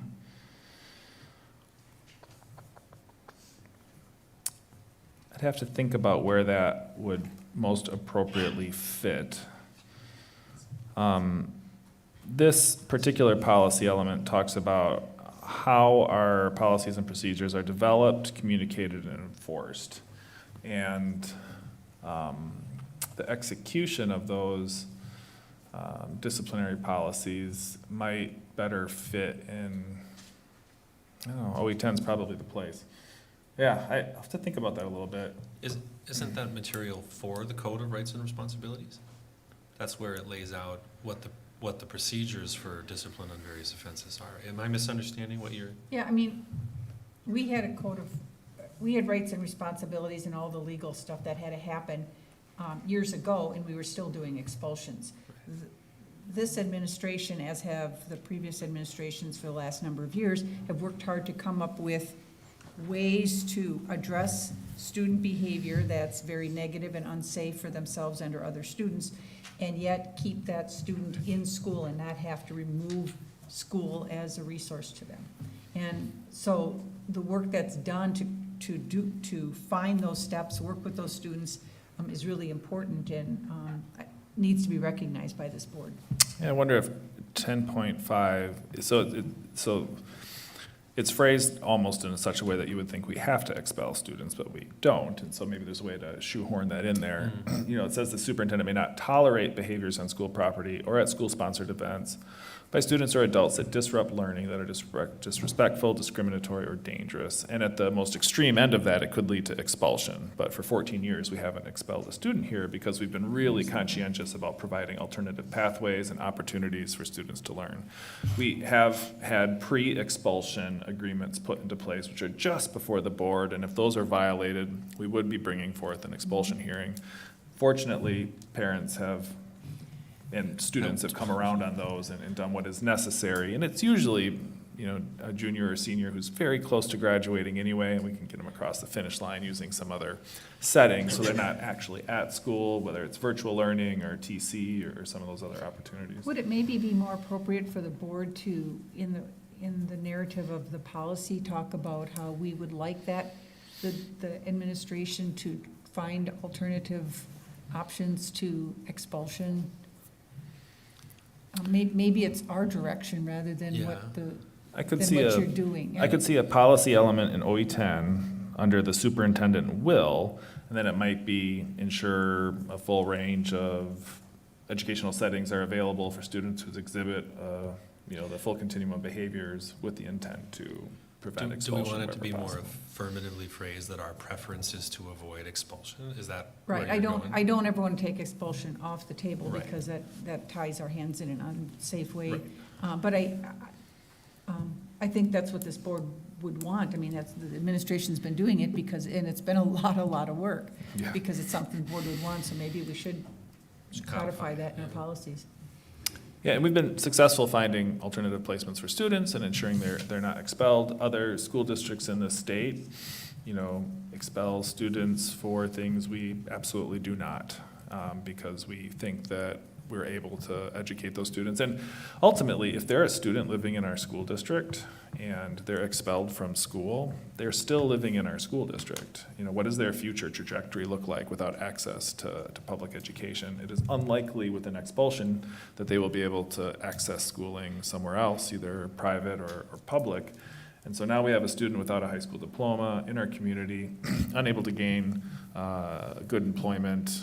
What does that future look like? And so we believe it's important to ensure that student has an opportunity to get across the finish line, get a diploma, find gainful employment, become a productive member of our society, regardless of the troubles that they had in middle or high school. The other challenge with it is that they're prohibited from being on school grounds, and when there's siblings that go to prom court and those kinds of things, it really creates havoc for families. And so, I applaud the work that the district has done, and if it's okay, Mr. President, I could draft some proposed language, policy language, and send that to you by next Thursday. Well, I'm wondering if 10.1 is getting at what we're discussing. The superintendent will maintain a climate that is characterized by support and encouragement for high student success. And so part of ensuring that that climate is characterized by support and encouragement is by doing what we can to support students through all of their learning, including when they are having challenges, which could lead to a disciplinary nature all the way up through to expulsion. I'm just wondering if that would be the avenue in which we could tackle this. It would be The second one too says that the policies and procedures will be collaboratively developed, so I wonder if that's part of where that happens as well. Right, and talking about indicator 2, the district's comprehensive, effectively staffed people services program is reviewed annually. I mean, part of the work that people services does is exactly that. And so I'm just wondering if there's a need to do a new indicator or a new policy or a new, I'm just trying to figure out what's the best way to do this work, so that we're not duplicating and we're not, we're being concise in our work, and we're also being concise in what is expected, yet still ensuring that we're monitoring what we would like to ensure is leading us to high student success. I think it could fit in 10.1. Support means strategies and interventions. Right. So a range of educational settings is in strategy or an intervention. Encouragement, access learning at their individualized academic level. Right. For some, that's off-site, but not expelled. Right. So it's a range of different things. And those So environments will lead to high student success, depending on what environment the student needs in order to be able to accomplish that. So I'm just thinking that 10.1, and along with Dr. Garcia, as you mentioned, 10.2, talking about collaboratively developing those procedures, I think it's captured there. It That's may what be. those pre-expulsion agreements are. They're a Right. collaboratively developed plan Right. to maintain a safe environment. As opposed to going through the policy language process, which is certainly viable, I can put together an indicator for next time that tries to capture that and find the best spot for it. Yeah, because I think I think the policy language captures what you're talking about, Ms. Zuckel. I think what we're looking for is how do we measure it? Yeah. And that would be an indicator, more so than a policy change. Because the policies as written are enabling the good things that we're doing Correct. already. We just, we Right. want a way to We just want to look at find it. a way for us to be able to weigh in on the work that has been done. And celebrate the awesome things we do. Correct. Yeah. Correct. As Ms. Zuckel pointed out. Correct. It's just kind of interesting how many times it says on school property, and I can't believe the number of times I had to deal with issues that started at home in the community and then were brought into the school. Number one, a phone, when somebody did something on Facebook, and now we get into an argument, and I call the parents and say dot, dot, dot, and the parent would say, you shouldn't even deal with this, this was not school property issue. It's happening now in my schools. So that's just kind of, I don't know how you can change that, but at the same time, maybe you can't, but at the same time, it's something to think about. I couldn't believe how many arguments the parent would say, that was not a school issue. It was brought into the school, but. Yeah, that's a continual balance, especially as social media and access to electronics has increased. And as you know from your experience, if it creates a material disruption at school, that's when we can, apply discipline to it. And that's, a judgment call by an administrator. Yeah, but, I don't know, just. Yeah, no, good Jumps off point. the page when it says on school property. I have a quick side, this is backtracking a little bit, but I noticed that respectful is defined here, and disrespectful in the previous one used the word respect. So the disrespectful is pedantic, so I didn't bring it up. But this has a nice definition of respect that could be used as a frame for disrespectful in the previous one. If we could fix that, that'd be great. So it was which?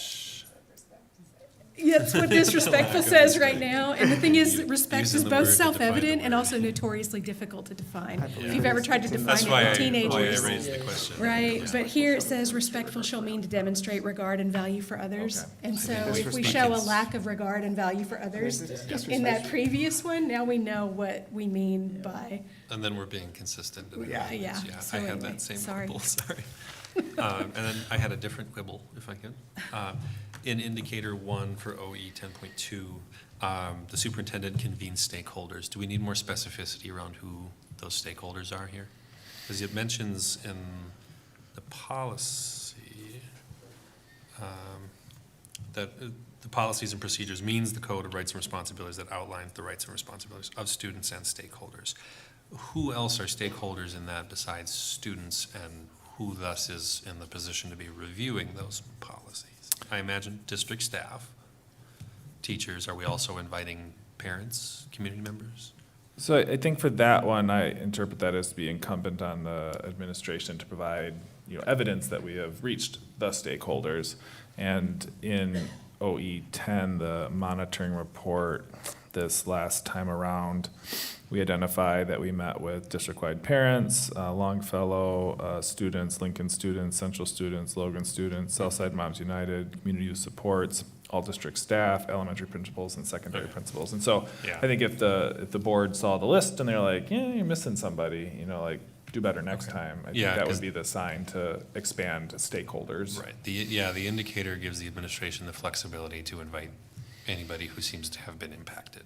And we try and change it up a little bit each year and reach different groups in different ways to change our methods. And, at this point, we're, I think, 5-6 years into a really solid community engagement process for our Code of Rights and Responsibilities. We're not seeing much feedback that materially changes it at this point either. We're reading saturation, so to speak, in terms of, people's commentary. And there's topical things, AI will reach the Code of Rights and Responsibilities in the near future, and other things like that become novel. Do students actually get that at school? Because I always just sign off for my kid when I register online. They never see it. I would guess most parents do the same thing. You get it as part of your enrollment. you see it if you have a problem, Yep. Probably see it once and then never read it again. Yeah. unless you have a problem. Yeah.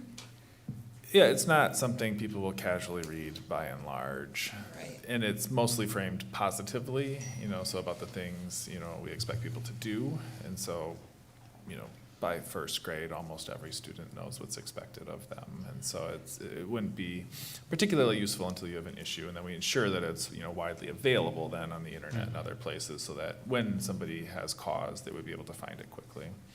It'd be a pretty big printing and distribution expense to provide a hard copy. I mean, does the district maintain at least some hard copies in case like accessibility issues for people? I don't know at the building level what it looks like exactly, but, if anyone ever asks, we would print it for them and ensure that it was readily available. All right. Any other conversation on OE10? Okay. We made a few additional changes to 10.3, 10.4, in the terms and the interpretations. And the one additional thing that we added for 10.3, the policy indicates that we'll protect confidential student information. This is redundant of OE3 as well, and so we just highlighted that, referencing that again, so that we're not trying to avoid that. We've already done this somewhere else. We're just highlighting that work. And it is helpful that OE3 is monitored, I think, the month prior to OE10, so it should come as a 1-2 punch there. In other words, closing the loop. Yep. Okay. That is it, though. All right.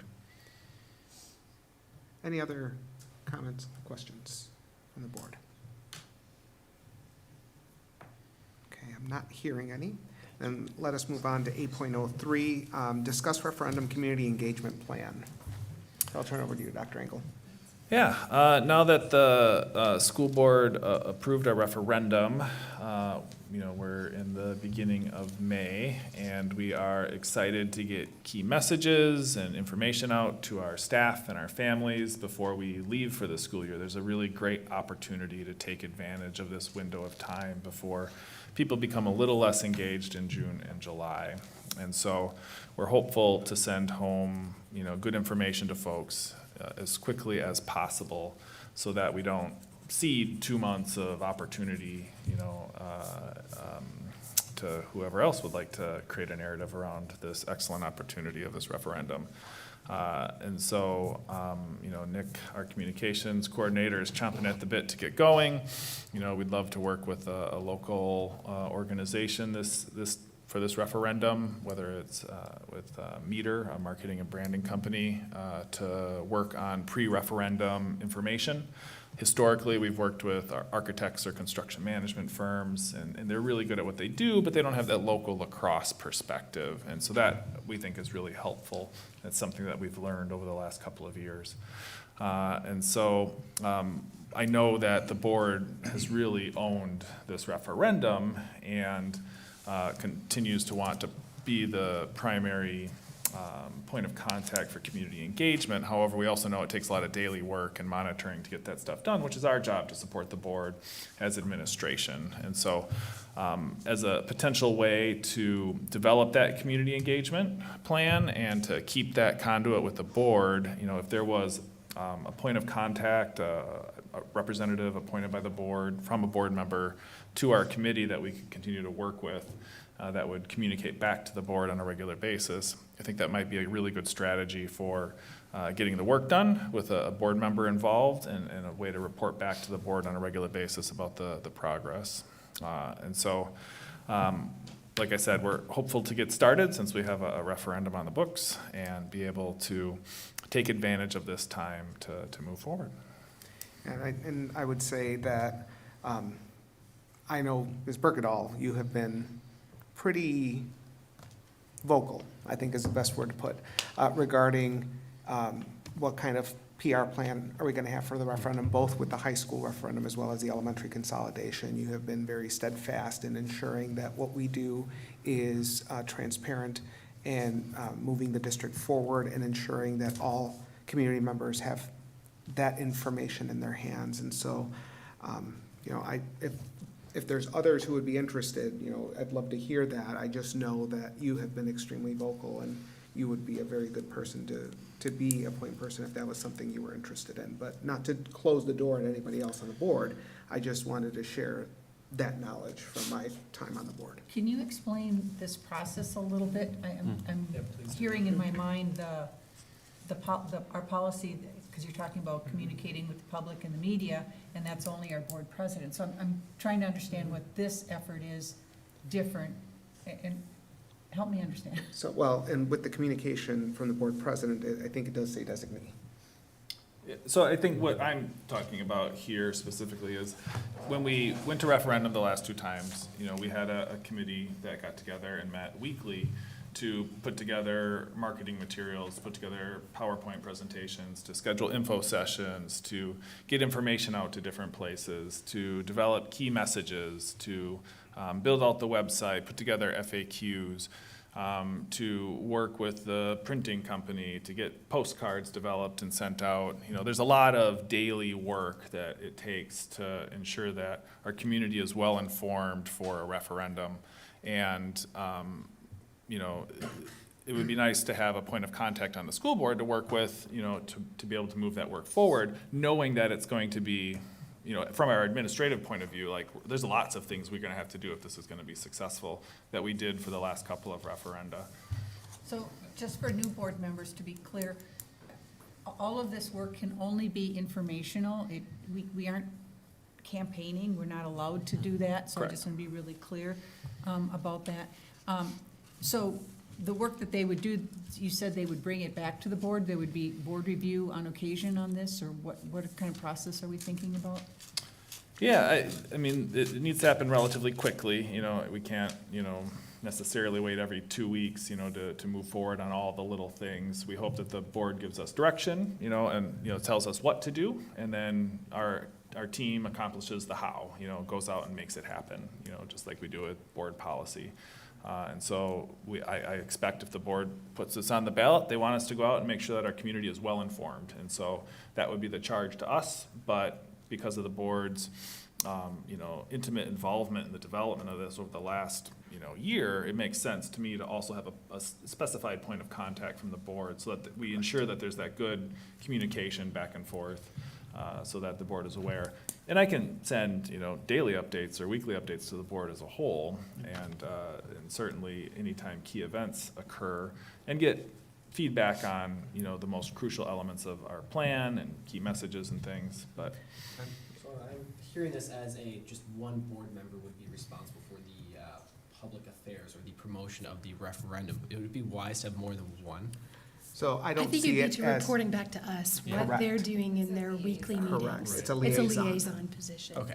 Would that take the form of just like in our board debriefing section at each meeting, or what? I'm I would do that having a under hard the time announcements. imagining, I'm sorry? Under announcements. Under announcements, okay. Mhm. I was just having a hard time imagining like what the actual commitment for the board member is here. Do you want a board member in attendance at some of your staff? So let's say that we have a weekly conference call on, what our plan is for the week. Okay. We would invite that person to attend, and we would work with the board member to identify the time that works for them. The rest of us would work out the schedule around that. And so then, we would be talking about, all right, this week we're working on, key messages and the first poster. And, give an update, talk about that input from whoever's there, and their input would be valuable. And then distributing that information. I could see there being a standing agenda item potentially, to address frequently asked questions in our community, to provide additional information and updates to the community. Hey, there's an info session coming up this week, look forward to seeing folks there. Here's the latest, informational flyer, pass it around, let folks look at it. I could see it taking a number of forms, but we just want to make sure that if we're going to be successful, we, do all the things that we can do, and board involvement at that kind of coordination level, I think would be valuable. It's not something we've used historically. And I also want to be sure that we're not saying that this person has the authority of the board, nor do we want it to be a committee working on this at the administrative level, and then they have to get approval at the board level. I mean, that's not gonna work either. I mean, that would slow everything down to a screeching halt. So I see this individual as ensuring that what we have put forward as a board, if there's something that comes up and it goes against what the board has been talking about, that person can bring that forward and raise those questions, but also will be reporting to us about the work that has been going on. So I guess I see it, as has been said before, as a liaison position. It is that communication hub back and forth between the work that will be going on at the administrative level along with what's going on here at the board level. It was not done last time with the high school referendum. I think that we have stated as a board previously that we want to own this referendum.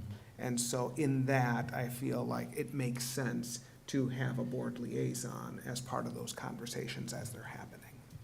Ms. Zuckel? Yeah, I'm just,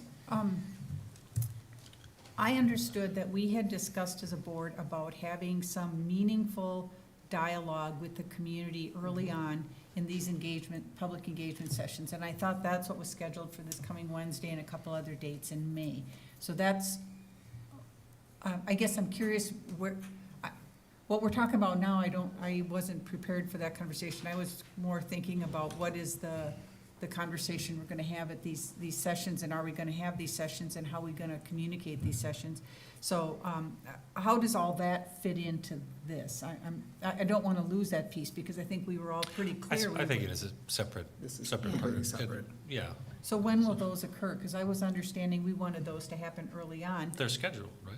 Well, Yeah. Wednesday, but have we Yeah. told the public, and who's going there, and what are we gonna say? Yeah, we do need details. on That's, those, I but guess yeah. I'm concerned, like, I don't wanna go to the public and be completely unprepared, so. No, this I think is a totally separate thing, though. It's a person from the board to be able to liaise with the district media planning to ensure that the information we want out there is getting put out there, essentially. Well, that we're addressing The questions what that we're we all get. hearing. And Right. we're all local folks hearing from a variety of people we know. There's Right. a lot of unanswered questions about the referendum that we need to get to work Right. in providing answers to. And based on what I've heard anyway, is there is anxiety around, are we gonna do enough marketing and PR to get this passed? Yeah.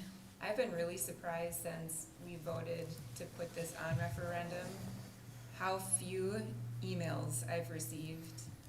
One, maybe two. When I joined the board 2 years ago, the board had just decided to go to referendum for the high schools, and my inbox was full. Every day. I had hundreds of emails. You just was told the teacher insane. they forgot to assign homework, by the way.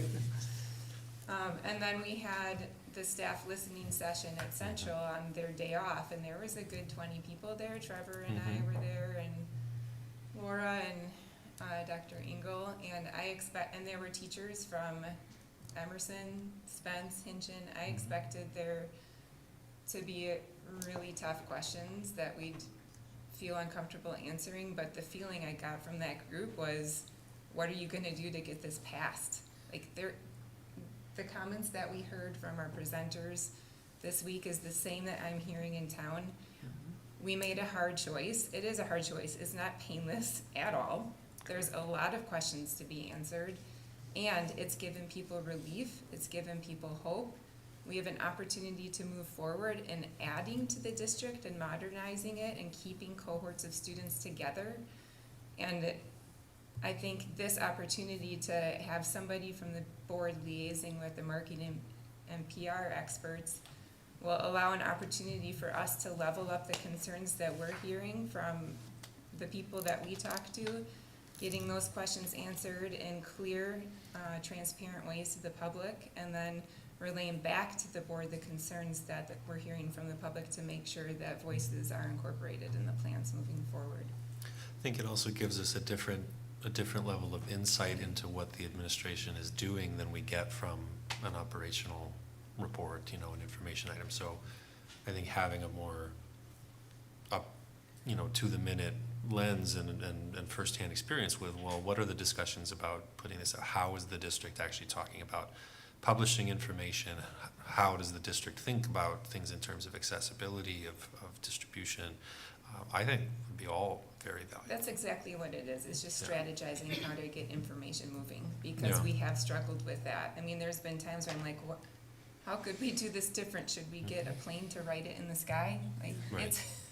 Well, it's and challenging, but having it be part of like the announcements at every board meeting too, would Mm-hmm. mean we'd have every 2 weeks updates on what meetings were gonna take place, what meetings had taken place, what are coming up.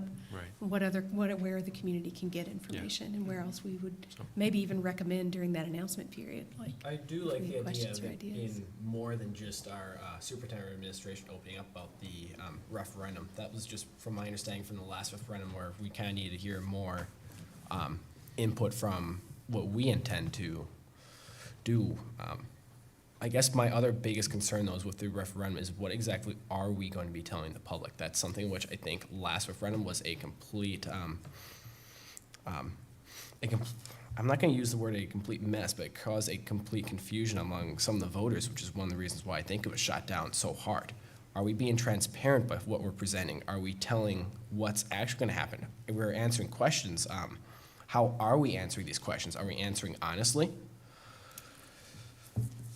And that's our goal with the communications team, is to put together those messages, to ensure that it's clear, that it's transparent, that we have the right resources for folks, that it's accessible to people when and where they need it. And having a liaison from the board would help assist in all of that. I think as far as the community engagement that the board has talked about, I don't know what I don't know if the board has discussed that further, what that looks We haven't. like. That's or- what I thought this agenda item was for. And it would certainly be an opportunity to do so. This agenda would cover that. My intent was to talk about a liaison in some way to plan that community engagement as we move out into the future. And it's more than just communication, it's also engagement, right? So if the board wants to plan engagement sessions to solicit more information, I guess the board hasn't I'm happy to facilitate however the board wants. So, First off, can I just bring up that the liaison is not a bad idea, however, I just want to make sure we still get updates. Totally. Let's not wait till each board meeting to get at least a weekly update or Absolutely. something. Important comes up, please Oh, yes. feed us that information as well and get our input right away. Absolutely. As things are developed, we would put out, at least my weekly board update message, but probably a specific, referendum update.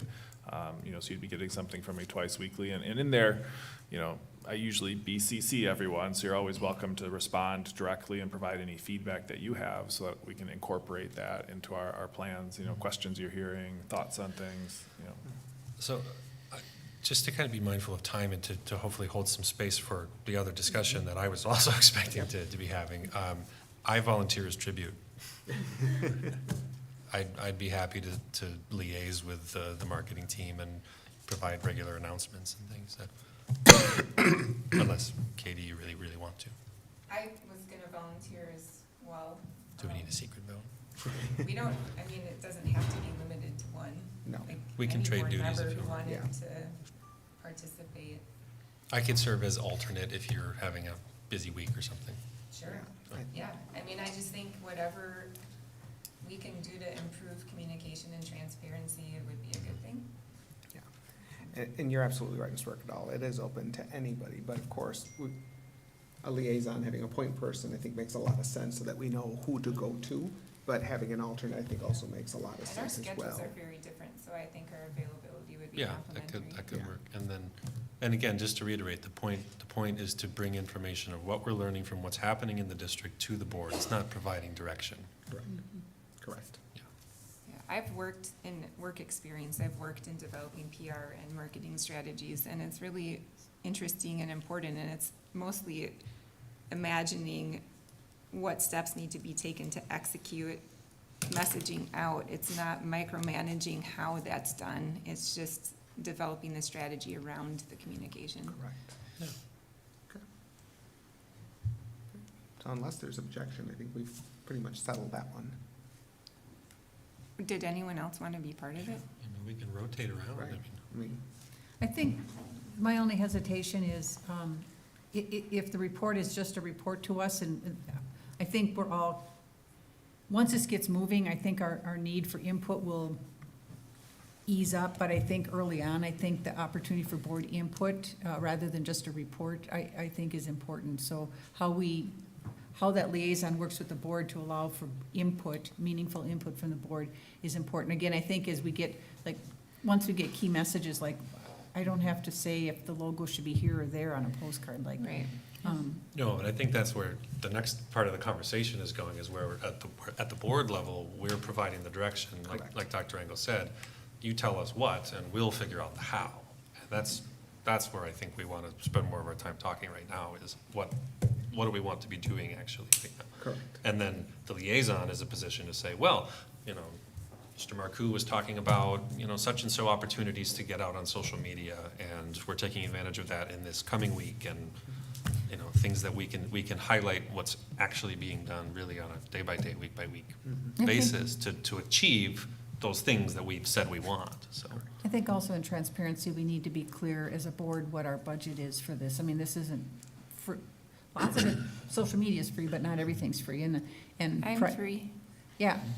I'm just kidding. But, I mean, postcards aren't free and things like that. I mean, that's just yeah. a reality. Yeah. It's been happened with all previous referendums. It's not a bad thing. It's just, I think we need to be clear with, we're saying we have a budget, but then we're spending money on this, and we just want to be honest with the community about what we're doing and why we're doing it, and how much it is. Are those kinds of efforts already in a line item? Yes, we've already anticipated a potential referendum for this year, so we've already created a budget. And so we'll be monitoring our progress towards that. We've got 2 years of experience in kind of what these things cost with printing and mailing and, you know, purchase It's in services. next year's book, which isn't done yet. This would be come out of the July 1st budget, correct? Correct. Which hasn't been published yet. Correct. And we're given a net or gross total of, or maybe I'm rephrasing the question wrong, are we given like the absolute cost of the referendum, like how much it's gonna cost to do the We're talking about the cost to do the work of publishing materials at the moment. Okay. Yeah. My head's in a different space then. Yeah. Yeah. Yours is on a key message. The absolute cost is on the referendum that the voters vote for. Right. We're limited to that. We can't go over it. All right, thank you. Because we don't raise any more money than that. Yeah. Okay, so that was piece one. So unless we want to continue that conversation, if not, we can move on to the second piece, which is that community engagement plan, that second piece. And so I guess I'll open it up to whoever wants to begin the conversation. Well, we should maybe hammer out these listening session dates. I thought that was a really important idea, to try to do that as early as possible, to invite the community at large to be with us. I think we said initially at Central and Logan, trying to be at multiple places around the city as quickly as possible. And as I understood it, and the way I had framed it in my mind, was really as a listening session, to be receiving questions from the community, to have a mechanism at that time to accept questions even if we can't address some of them. Not as primarily a time to necessarily attempt answering those questions. There can be probably a little bit of dialogue. We can't just sit there silently, but to have a space in which the community can come and be heard, and then to take that to the marketing team and everything to figure out the how do we go about answering the questions and concerns. For the questions that we have answers to, and as new things are brought up, to talk about at the board level, what about those questions? That was my understanding, and I think that's still an excellent idea. So. Yeah, and that was my understanding, and I think Katie, you even, or Ms. Burkett, you even brought up the idea of maybe like doing like a Zoom one over lunch with businesses or something. I think those meaningful opportunities for people to be able to ask those questions, provide that input up front, is really important, and it's very different than the information sessions that'll happen later on. Yeah. And I think that the public hears, then we are taking information in, we're sharing, I mean, it's that two-way communication. I think that's what the public felt was missing in the past. Also, I think we gotta remember, the staff. I think they hear a lot more than we do. Teachers, just the total staff in the schools, they hear a lot from, of the concerns and opportunities that, our parents and taxpayers, have, and they want answers to. So I think we need to really get them involved as part of our group, as a team effort, because we're all in this together, obviously. So, and we're virtually doing it what we feel is best for the children, but we also we have taxpayers to listen to. So I think they have a lot of those, or have been given a lot of questions on that. So we really need to reach out to them and get their feedback. I agree totally, and one of the headlines from the staff linkage that we were able to have with admittedly a small, not representative group of the total staff, but one of the headlines was encouragement and willingness to talk and a willingness to engage and an understanding that the connection that they have with families and individuals is a real asset. It felt good to connect in that capacity too. I think as board members, we're used to referendum conversations that look a lot like, okay, let's all meet in this auditorium. Then probably Dr. Engel's gonna talk and present with Choludvina for half an hour and then we'll answer some questions. But the way that this happened felt much more organic.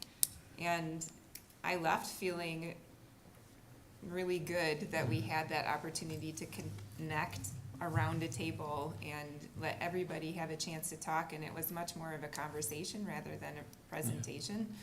And I think the more that we can replicate those experiences, the better. Yeah. So if I may push on the community engagement sessions that are listed on the board calendar document right now, that can we get some information about if and how those have been publicized? I mean, are those actually scheduled? Yeah, that's the plan. Are those, looking at you. We all are. We had held dates, we received no information on what would happen or how. Okay. Or, so the board was driving that Yeah. part of it. So if the board. So this Wednesday is a little too soon to invite the community, unfortunately, but I think for the 22nd and 29th, we need to put down time in our calendars, at least some of our calendars, to host those sites at Logan and Central, just as good focal points for the north and south sides. With space. Yep, in order to- hire the skywriter, everyone is welcome, it's an open forum, I mean, it needs to be as open as possible. There won't be a perfect forum that is perfectly accessible to everybody. 6 o'clock on a Wednesday afternoon might be a good time for many families. There's not a good time for a lot of families with church and sports and other community activities and things, but that shouldn't stop us from hosting the night and trying. We can add some virtual ones as well. Correct? Absolutely, we should do virtual ones. And Katie, as you were talking about with engaging, or that you might have brought it up, sorry, with business leaders, I was wondering if the LPEF, which has a fantastic relationship with a number of important business partners and people who regularly come to those events, if they could help in facilitating that sort of session. I can talk to the executive director. I think historically they've tried to stay out of taking. Would it have to be taking Stay out aside? of I was I know, curious I get about what what the you mean. relationship is, Yeah. for sure, yeah, Their but. mission probably does not extend to this Okay. particular sort of information gathering and advocacy, So the NLBA, which is the Northside Business Association, they have over 80 members and they have a monthly meeting that is pretty well attended. That may be an opportunity to briefly talk about the referendum, and, they have no skin in the game except for, getting the word out, and that's the main reason behind this. So that might be something we may want to look at for, the north end of it. Yeah, once we have Yes, Step we 2, have right? answers and Yeah. we have it together. We know what we're talking about. Yeah, because we certainly need to get questions first. There will hopefully be a time when we can go out and answer most questions if they don't already have answers. But to be clear about an opportunity like that, so if you're already participating, that seems like an opportunity for you to be present with that group. In your capacity as an individual board member, you're allowed to talk to those groups. Oh, yeah. Right, we need to be careful about when we're talking, like whether you're in church or at the NLBA. You're allowed to talk with whoever you want. You just need to be clear that you're not representing the board when you're doing that. And that's a fairly straightforward acknowledgement. So for the 22nd and the 29th, I'm curious who is all available to come, because if enough of us are able to be at both, it might work out well to do something similar to what we've done twice with our Rotary Club, and having a difficult conversation about something where we split the group up based on the number of facilitators, which would be us. And then we use the same 3 prompts we did with the staff at the school, and we sit together with our group and one by one ask, like, what's the first prompt was like, what are your biggest concerns about the referendum? And our job would be to listen and to take notes and then to repeat what you heard. I heard this from the group. Am I missing anything? And then move on to the next prompt. And then there'd be a certain amount of time allotted for each. But that type of structure, if we have enough of us available, allows for a much more intimate conversation. It allows for more people's voices to be heard, less stress about talking in front of a whole group of people. Yep, for sure. And because this is more information gathering than information providing, it would be maybe a successful way of going about it. I don't know. It's more or less a charrettes at that point, where you're meeting in tables, getting ideas. When I was need to in, look that up. I don't know what a charrette yeah, well, charrettes is, it's a Basically finding drawing. gathering, and it's really what we did for the city of La Crosse with the Bob Johnson oil site, where we met multiple times in smaller groups, and we did the same thing. We sat at a table, we got the best ideas, put them on a board, worst ideas, and went that route. But granted, that charrettes was a long process, so we obviously don't have that much time. But to your point is, if we can get a few of those in, the 20-second absolutely just does not work for me. But can I ask a question while I'm on a roll here? On these dates here, have you checked with the local schools to make sure these dates work for them? Because I believe Logan's got something big happening that 22nd, or is there some? I have not yet, no. Okay. I need more direction, so I'm happy to investigate and go from there. This is your direction. I'd be available 29th for is our the retirement 29th. dinner, so there will be a few people not available, but certainly many board members may be able to. It's the retirement dinner on the 29th. Oh, but what time did we say this was gonna be at? They're listed at 6 o'clock. 6 p.m.? These can be changed. Okay. Yeah. I mean, for the community, it seems like after working hours is the best bet to try to get a broad cross-section. But, like I said, there will always be people who are not able to be in attendance, so. Maybe we could have a virtual table at some of Yeah, and it's not just these 2 dates, Yeah. right? We need to do more than this. I guess I'm concerned about the dates. I want to make sure whatever dates we pick are good dates for us and the community. I'd rather push it out a few weeks and make sure it's the right date than a date. And I'm assuming from what I'm hearing, I like your idea of how the format would be, and really promoting these as listening sessions, I think is what we want to be able to do. Yeah, Very true. As a side question too, are these, if we do virtual sessions or in-person sessions, are they able to be recorded for the public to review later? Virtual session would. Because of the small groups, that would be hard to do, wouldn't it? Yeah. I think when we have the information sessions, that would be a lot easier to accomplish, because it would be presenter style. Yeah. So then a But- complimentary, no, go ahead. Oh, I'm sorry, I'm second. To your point though, Adam, I think maybe in tandem with these listening sessions, we could put out some sort of Google form or something on our website that would allow folks to submit questions. Well, so I had suggested to Dr. Engel a possible strategy for kind of ongoing. I think it would be good for us to reserve time in each board meeting to discuss questions we've received from one forum or another. Could be from these sessions, could be other things. And I also think that in the interest of transparency, it could be useful to ensure that we are publishing the questions we've received. Right, so even though we obviously won't be able to address in conversation at the board table every single question, obviously some usual suspects will rise that we'll be able to get to, but at least in having a published record of the questions that have been submitted to the board would enable us to. We did talk about that, and I thought we agreed to do it, but I know there's like a FAQ sheet on the website of questions the board has asked, but not a running FAQ of just like general FAQs. There has to be some guardrails to that though, because we'll be getting some comments just on posting. Frequently asked Yes, questions. yes, I mean, it's just. Yeah, and we've run an FAQ for the last 2 referenda and publicly available for anyone that wants to go peruse that. So I'm hearing the 22nd and 29th, Logan and Central, 6 PM, small groups with a facilitator with the questions that we had.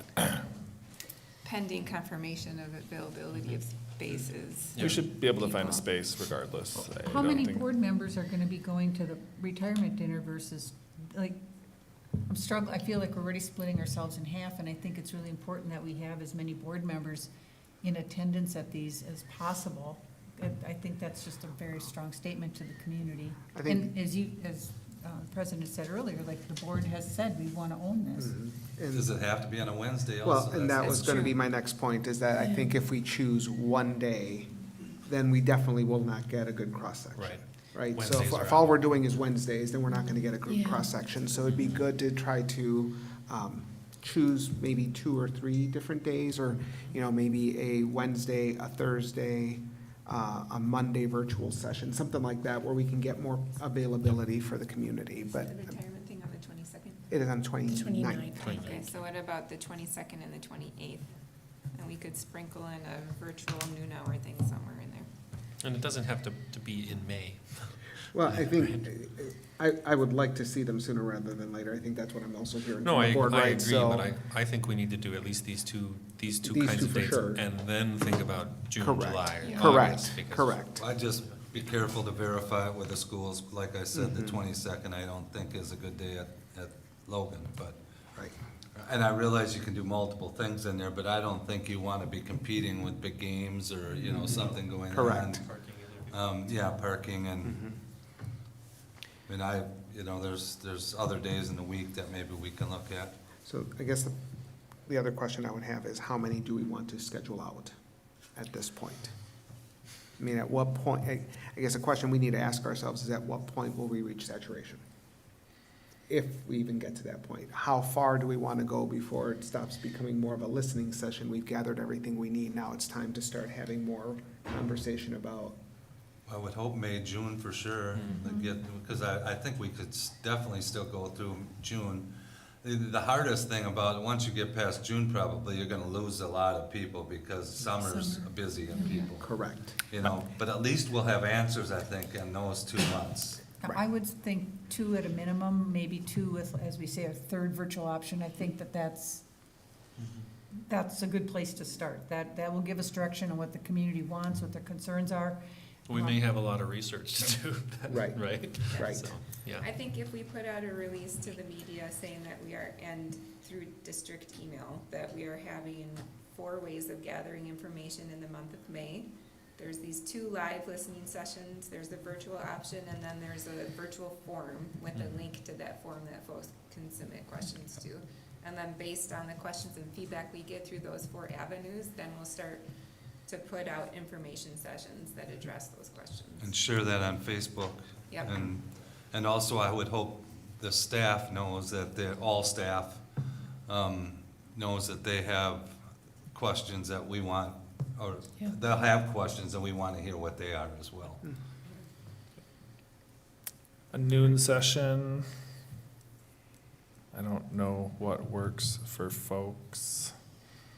I mean, I can come out on my lunch break for a noon session, I'll do that.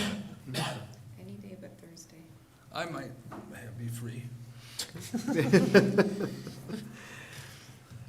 I could take a vacation day. I'm sure my wife will. I just can't do allow that. noon on the 28th. Noon on the 21st work?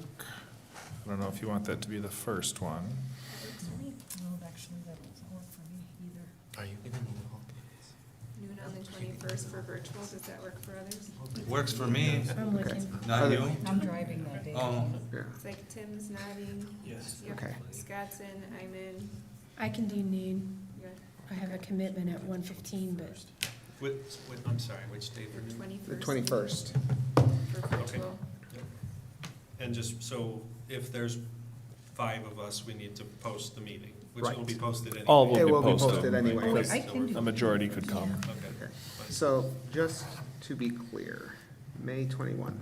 May 21st. We have a noon. Okay. Is it Who- possible to do it here for those that would like to? Because it would be nice to have it on, just like we're doing these, where the people are able to We can set up this space for any that want to attend I here. just think it'd be nice for some of us that can do it. I mean, there's obviously some that won't be able to because they'll be at work. People actually have jobs. Yep, we can ensure that this space is set up. So who, at this point, is available on the 21st? I've got Katie, Tim, okay, so Jim and Adam are not. Okay, that makes it easier. Adam's probably busy. Yeah. How long would it take the virtual session? An hour probably? Probably 1 hour to respect people's time. Yeah. Yeah, I should be able to attend that during my lunch break. Okay. If not, So- unfortunately. So If I'll put there's you down. quite a few people, we could facilitate breakout rooms. I cannot because I have an all-day training that day, otherwise I would, trust me, I'd rather be at this. 22nd, let me see that, and we said the 22nd, that was gonna be a 6 PM? Okay, and who is able to attend that? So the 21st at noon, the 22nd at 6. Is 6 PM, so I'm seeing, Scott, you can't? I can't, Okay, no, I Tim, can't. you can, Jim, can you? I don't have my schedule. but- Okay, so, okay, thank you. So Scott, for sure. And then we've got the 28th, Tuesday, I believe that is also 6 PM. You can make that, okay. Anybody else that can make that on the 28th? Katie, okay. Sorry, Tim. I'm still looking. Sorry. Scott. What, Meredith, you said you can? Yeah. Okay. and was one of those intended to be the virtual option? The 21st at noon, That's the virtual, but Right. we'll have a That's physical right. space if it's, but we'll have a physical space here if we would like to. and then the 28th at 6. Yep. Okay, yeah, put me down, please. Okay. I'm just keeping my own notes just to see how many are able to make it, because I'm sure that'll help if we were gonna have groups. The virtual option, we'll just need somebody who can manage doing groups either in Google Meet or Laura and using- I will take care of having that all set up. We'll send you a link. You'll just need to log on, and then, depending on the size of the group that shows up, we'll have rooms ready to break folks out. Otherwise, it might just be whole group if it's, Yeah. 15 people, say, or something. Right, okay, good And enough. then we'll use the same 3 prompts we used for the staff. Yep, I think those we'll are share good. those out as well. Yeah, okay. Do we want to look at one in June or not yet? I'm always willing to schedule out. I'm a I planner, mean, so we I'd could- rather have I more think than if we at less. least do one in June, we can always, if it's not needed, we could, but it would be nice as an option. We could, if we had it scheduled, we could decide after these sessions if that is Right, needed. Needed. starting to A TBD answer your on there. questions. Right. Or, we need to hear more. But I think we'll know we reach saturation when the kinds of questions we're getting are the same Same, over yes. and over again. Yeah, I think if we were to do one in June, it would be good to have another virtual meeting for those that perhaps wouldn't be able to make it, just to even out kind of a virtual and in-person. so I was thinking maybe a June 6th, if we stuck to that noon time frame. That's a Thursday. It doesn't work for Aaron and I. Well, you skip more than I do, so. Rotary. Rotary. Oh. Oh. Okay. It's Well, a darn job that Then gets let's in the not way. do that Thursday. It's there a fine, better- other people can go to. I didn't want to do Friday, but if Friday would work. I'm just thinking if we need to cancel it, if it's a little farther out, it gives more opportunity for people to know that it's canceled. Yeah. That's why I was thinking Thursday, Friday. 6th or 7th Like at noon? at noon. I would recommend not Friday the 7th. There's a huge Catholic Eucharistic thing in La Crosse. So, okay, so it sounds like the 6th. So who was available on the 6th? Scott, Tim, okay, Just give me Trevor. another day. We got Okay, thank freshman you. registration events. When's the last day of school?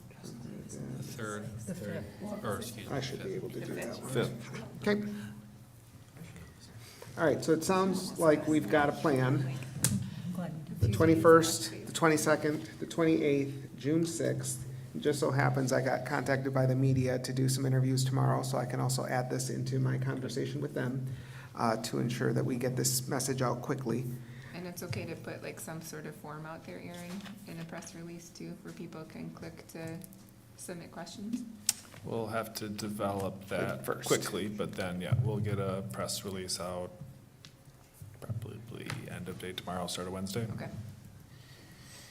So I'm just gonna say virtual Could just- form coming. Repeat the same 3 prompt questions. That's kind of what I was thinking on that virtual form. That way the information is consistent. And then, do we want to talk about reserving time in our meetings for discussion of? I've already questions? listed out that we need to add into the agenda just a Agenda standing item called referendum update under Okay. information. And I think as a structure for that, depending on the nature of questions, it might be like one really big one that we want to Yeah, hash we out. maybe need and a then- workshop, like the first meeting in June, Mhm. to talk about a more comprehensive plan. Or like, Yeah. go over what we heard, Mhm. and, I don't know. So do we want that in the first meeting in June? What day Or is do we, it? because There's one after that. the first meeting in June would be the 3rd. So that would be right after those first 3 sessions and before the last session. That could work. Yeah. Are we I okay like with that?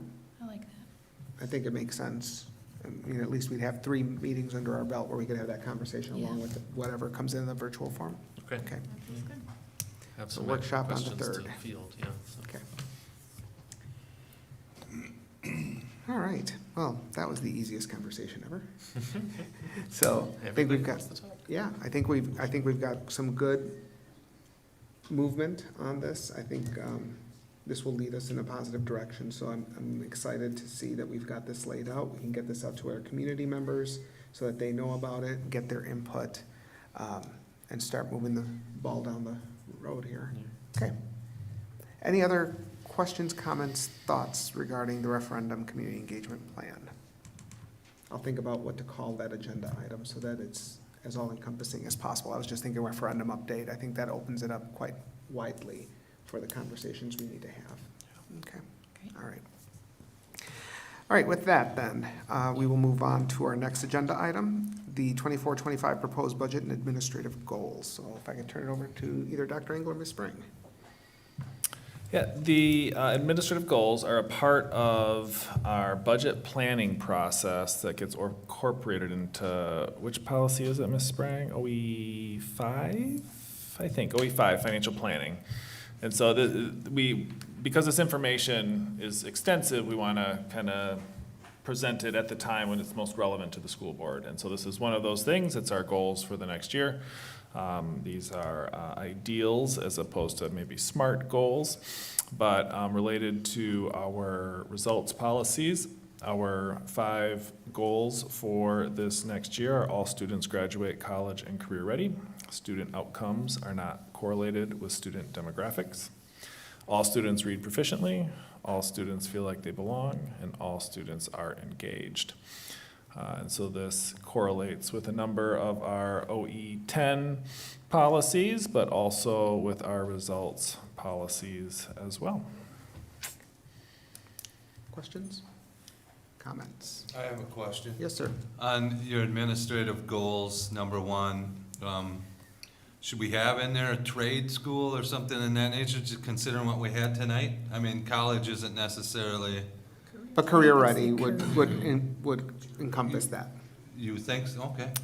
Typically, that's how it's included is so the nomenclature these days is college and career ready. with, the trades is a little bit of college, a little bit of career, because if you're in an apprenticeship, you're usually attending TC, along with, you work with your trades union often, and then that in combination with workplace experience is your career. And so, yeah, work, career, synonyms there. sense. Maybe an or, and or? But we don't want them to only be one and not the other. Yeah. Right. So our goal is that, a student might not choose college right away, Yeah. but But they may later. at some point, Be career ready. That they'd be ready for either. Yeah. our goal is both. Both and, yeah. So they can choose. Right. Or would be a choice. And is True. not. Well, they can choose. If they're ready for both, then they're equipped to choose either. If they're only And no ready one for has one, chosen it it's not for a them, choice. which is Right. pretty common in European systems. That's how we taught English in Japan for 2 years, and they have students At choose sixth their grade, career. you pick. Basically, Yeah. because, yeah, that's an or. So when you Yeah. graduate from a trade school, high school, and you decide later you really want to go to college, you don't have that choice at all. That would be an or. The American system's unusual in that way, Mm-hmm. and excellent. Thank God for the liberal arts. Yeah. All right, other questions or thoughts? These administrative goals you will see quite a few times as part of the budget book. And so this will be the first of many to come forward because this drives our proposed budget as we move forward through now up until October when we will be passing that budget. So, you may want to keep this handy is all I would say to that. I guess I have a question. There isn't anything really, we just talked about the learning environment, and I don't see anything about the learning environment in here. Is that assumed in these other ones? I guess I think a lot of our money goes into the learning environment in terms of the staff, the buildings, we talked about safety, all that kind of thing. How is that reflected in here? Yeah, at the end of the day, for me, it's about results, right? You want kids to learn. Those other pieces support that endeavor. And so they're not the primary thing that we're worried about, whether the buildings are clean or whether there's, safety issues. At the end of the day, all of that supports the learning that goes on. That's our primary function. And so we could certainly have, 100 goals, but in trying to reduce it down to something that's simple and manageable, that we can focus on, we chose to focus on results alone and the things that correlate there. I still think adding for administrative goals for involved citizenship, that all students feel like they are in a safe environment, where I feel like that's something where it's, yes, it's important to learning, but something which it's kind of like a baseline need that does need to be addressed. Yeah, and that's a part of OE10, our learning environment. That gets to the base level of what we need to be doing in order for students to read proficiently, for them to graduate college and career ready. And so while it is an expectation, something that we need to focus on, at the end of the day, we're worried about that next level, the results for student achievement. And if we don't take care of safety, the students aren't going to be in a position to learn how to read. But when we think about what our school's purpose is, it's about the results, it's about academic achievement, it's about graduating. Yeah, I think the relationship flows the other direction, right? It's these results that inform all those other pieces that we need in order to support those results. Mr. Bagnerski? Well, what instrument is used to signify whether all students read proficiently? Is it a fourth grade level? Can we test that, or how do we measure that?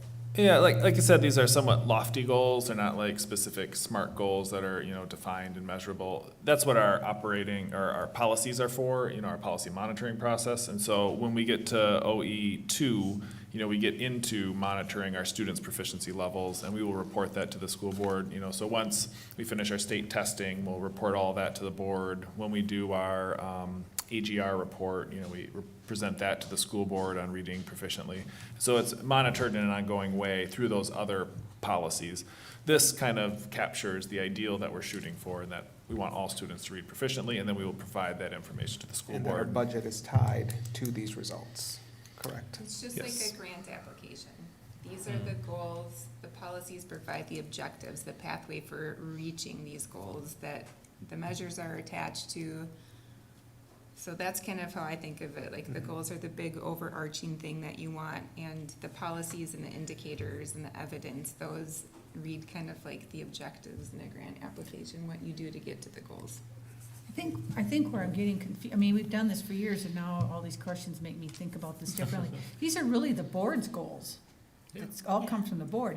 And I was thinking the administration, like their goals, and how do they make these things happen? I guess that's how I was kind of viewing it differently. Maybe calling it administrative goals might be.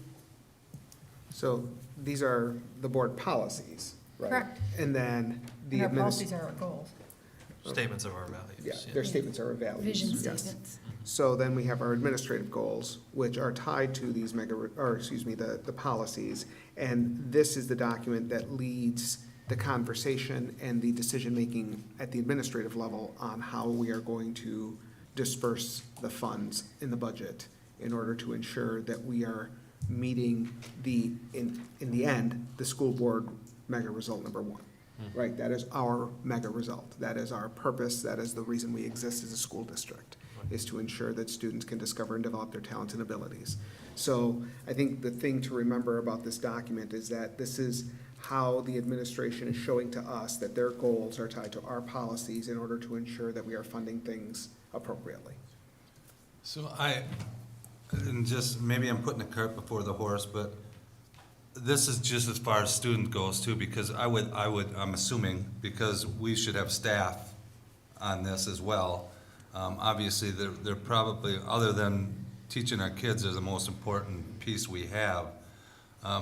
So I would think if part of our policy up there should be in bold also with students, but our staff as well. And again, maybe that's down farther, I don't know.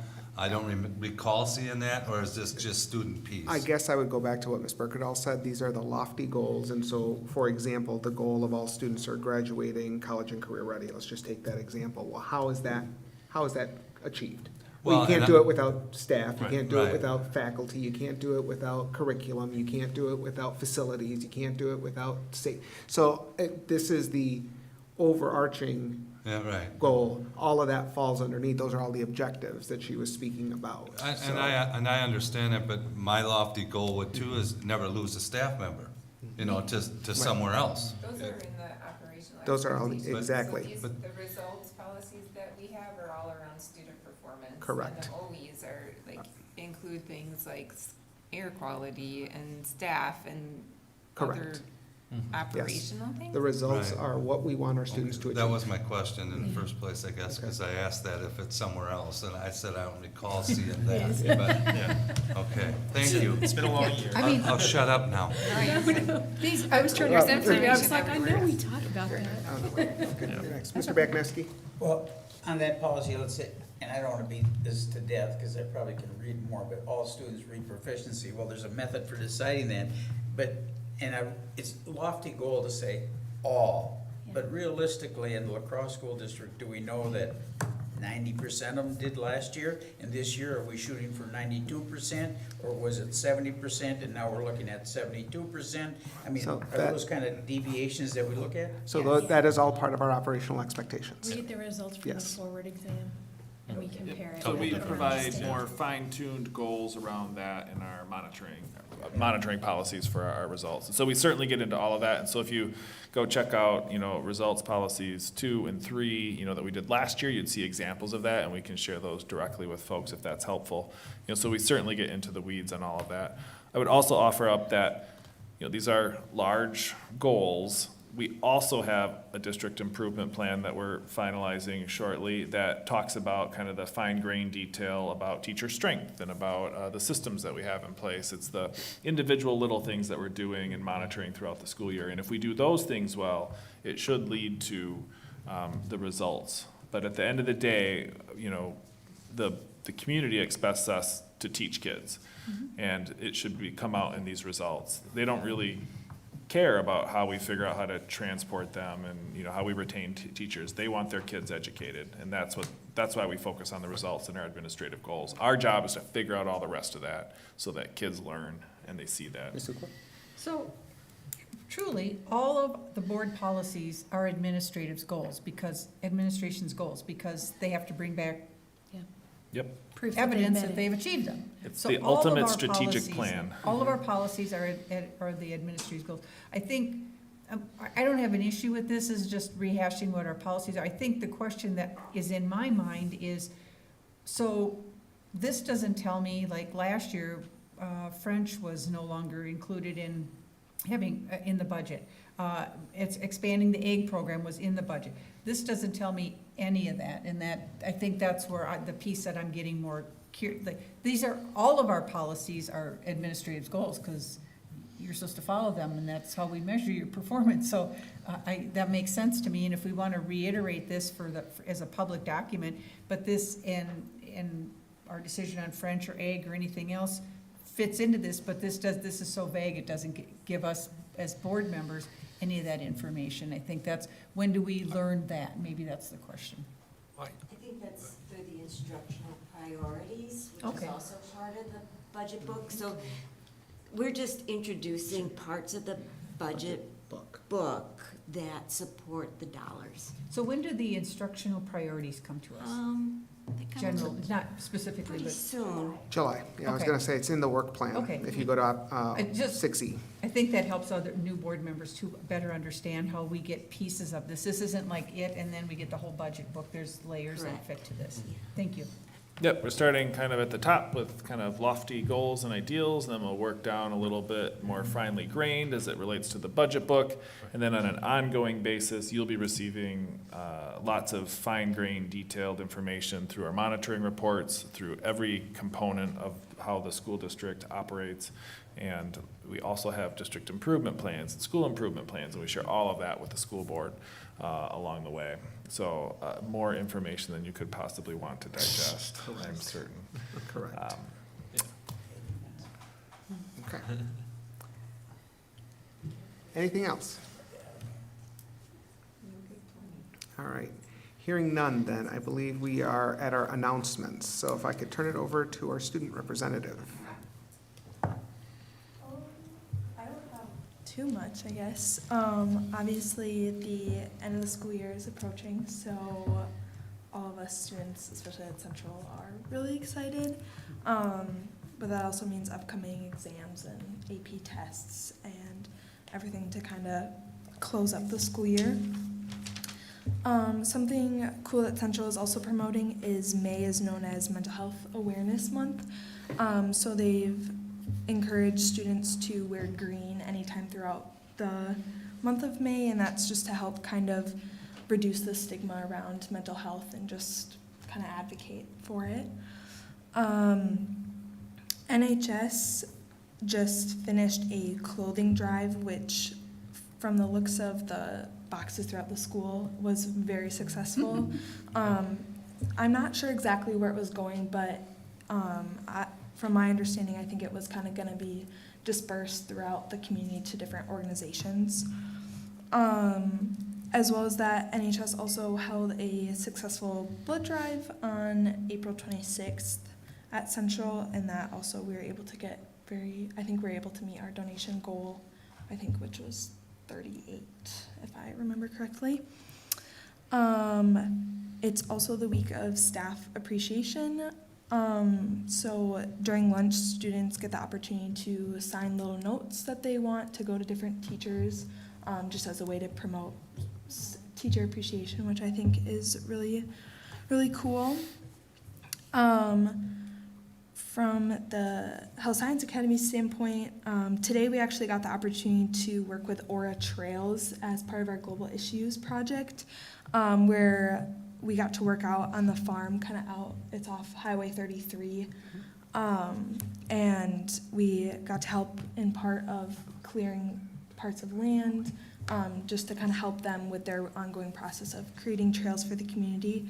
So it was cool to be able to kind of work with them, and we were able to do some fundraising for them and get about $600 to be able to donate to them to kind of improve the nature. And what group was that went? Health Science Academy. So each year the seniors have to create a sustainable development project. Yeah. And then tomorrow, actually, the Central Band is having a fundraiser at Chipotle up in Unalaska. So between 5 and 9, if you're feeling like something special for dinner, you feel free to hit up Chipotle, and they're donating some of their proceeds to the Central Band to just allow them to go to different concerts or hold different events. So yeah, I think that's about all I have, and I guess I just want to thank you all because this is my last meeting, so I just want to thank you guys for a good experience. We'll get to shake your hand when you walk across the Perfect, stage. exactly. Well, and we, as the board, want to recognize you as well, Lily, for the work that you have done for the board. You have brought a lot of insight from the student perspective, and we really appreciated you spending your time with us And so thank you very much for your contribution and your dedication as a board Thank member.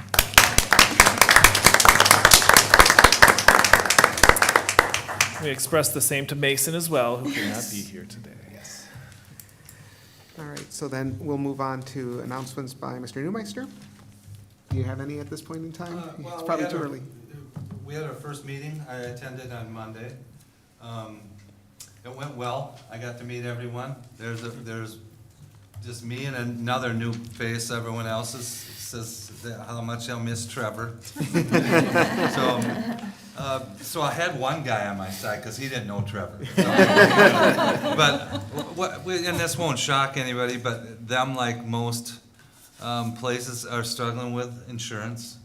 And that's their big battle right now. So most of our meeting, quite honestly, was on insurance. There was some pay increases that we spoke about, but it was very informative, and I look forward to the next one. There's a lot of good people there. I got to meet some people, and thank you, Trevor, for. It's a cool group. It is. It's very nice, and I think I'll have more as I learn more. But like I said, this one was really, and I think it's important that, we know we're struggling about health insurance, but that is obviously not just us. That this is everyone. They were fortunate, however, that they didn't have any serious accidents or serious claims the last 2 years, so they were really able to get on a nice insurance quote where it's going to be very affordable for them.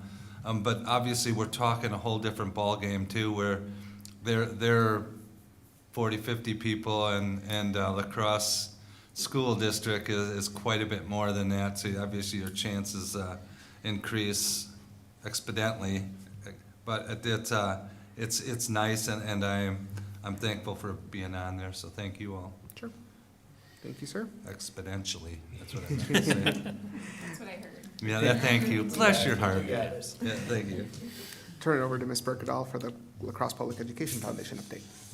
Tomorrow is Thank a Teacher Day, which is so fun, and I get to meet Sang Lee at Longfellow tomorrow morning at 7:20 to sling treats from Hy-Vee and thank teachers. And this was a fun setup by Carol Table. A while ago, her daughter Heidi Table Morris was a teacher at Northwoods. Are either of them going to be there tomorrow, Kate?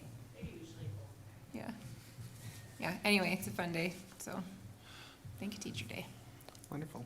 Thank you. The only two announcements I have are just reminders on linkages. So on Tuesday, May 14th, we do have a linkage with the district-wide parent committee at 7 p.m. That is a virtual meeting. So May 14th, 7 p.m., virtual, and it's the district-wide parent committee.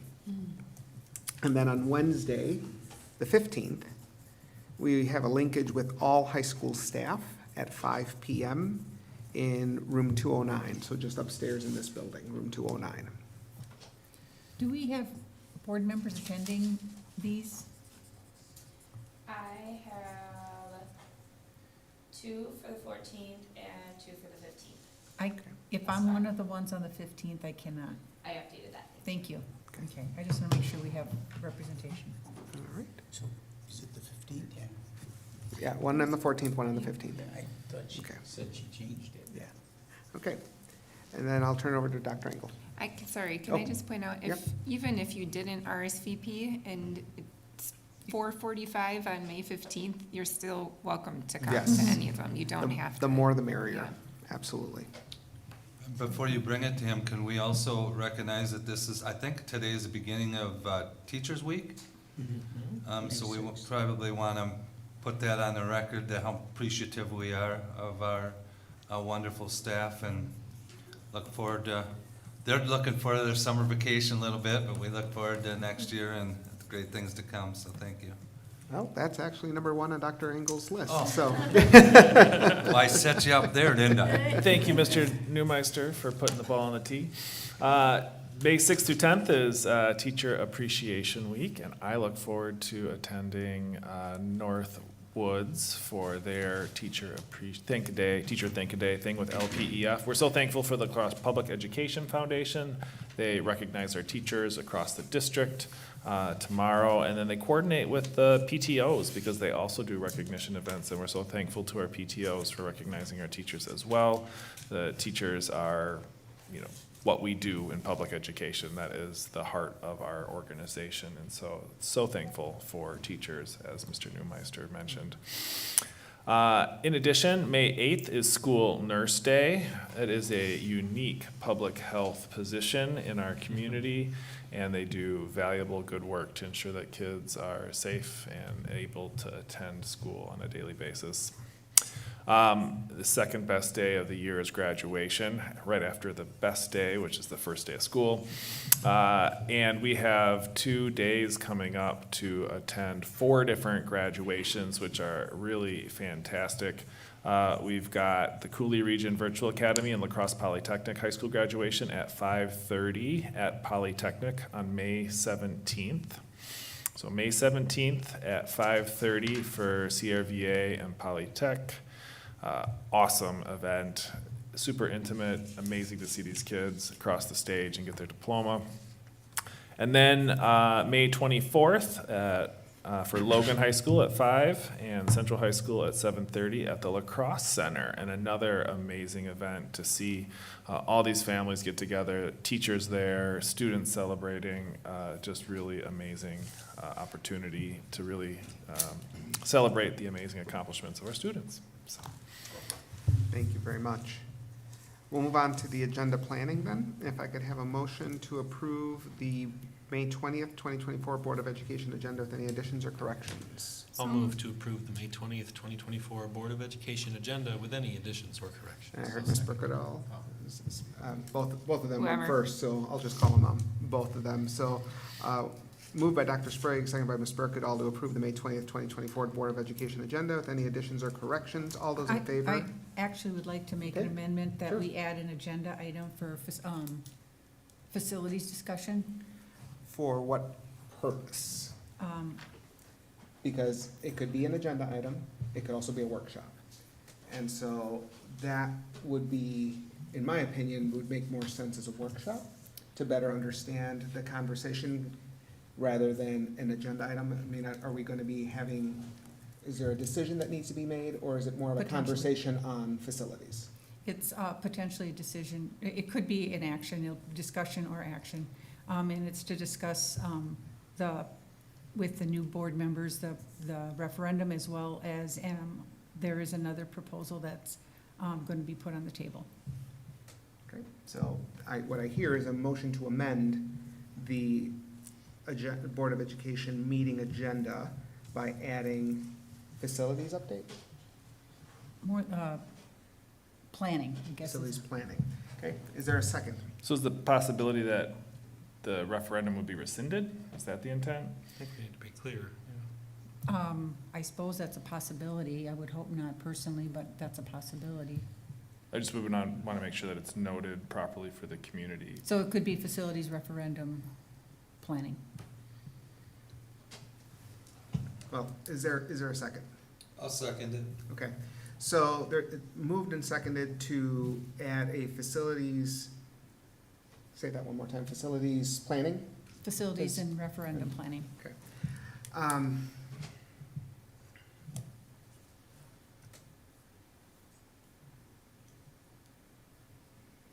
The reason I'm hesitating is I'm trying to determine whether we need to adjust the language. I wanted the motion in second because that is the language you used, but to Dr. Engel's point, if there is going to be a determination at that point in time about rescinding a decision that was made, then I believe that the agenda item must state that, so that we are clear and so that the community understands the purpose of the item. If it's more to do with just a conversation about facilities, and trying to get more clarity about the referendum as has been decided, I think it would be fine the way it's worded. So I guess that's where I'm struggling. And so when you were asked, Ms. Sukla, if it's to do with rescission, and you said it could be, I think we need to be crystal clear for the community. So. For transparency's sake. Yes, so I guess my question is, if we leave it as worded, I would have a concern if the motion to rescind came up during that conversation, because the community would not be well informed. That could get us in violation of open meeting law. So do you want to adjust the language? No, I want to leave it as it is. If there's discussion to rescind, that can be added to a subsequent agenda. That sounds fine then. Okay, so then we've got a motion and a second for an amendment. Laura, do you have the language of the amendment? Of the so the addition of facilities referendum agenda item. Yes. Okay, so a motion in favor is to include it in the agenda. A motion against is to not include it on the agenda. So all those in favor of including this item on the agenda, please signify by saying aye. Aye. Aye. All those opposed? Nay. Nay. What? Sounds equal, so without objection, if I can ask for a show of hands on this, or a roll call vote? Can we do a roll call vote? Let's do a roll call vote. Mr. Alberts? Aye. Mr. McCeskey? Aye. Ms. Berkedal? Nay. Dr. Garcia? Nay. Mr. Manko? A.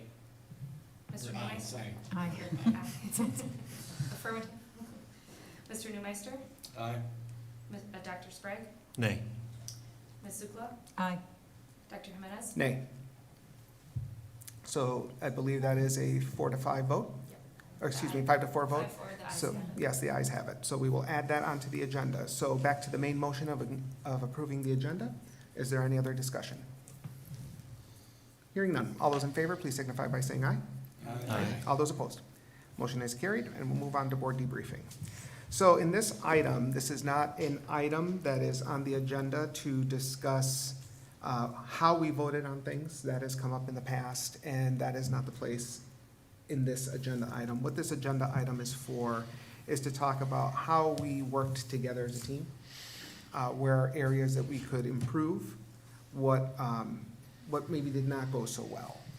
So just a reminder, and so to kind of, I guess I'm listed as the facilitator, so I guess I would give a reminder that we do have a policy that states that our board meeting should not go past 9 o'clock.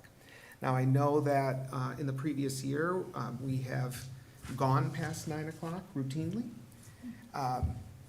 The policies also state the president can decide how we want to interpret that. And the way the previous president interpreted it was this board meeting would not go past 9 o'clock, but the workshops could go later. So I just want us to be cognizant of our time, because I also know we all have families, we all have things that we do outside of this, and the later it gets, sometimes the brains get foggy, it gets challenging. So I would just ask this board to consider time, not to cut off conversation, not to dissuade people from speaking, but just a recognition of time, so that we stay fresh for all of the conversations that are going to come forward, because whether it be a board meeting, whether it be a workshop, it is all important to our community. So I think what we did well, especially for a first meeting for 3 of our board members, is that we asked a lot of questions.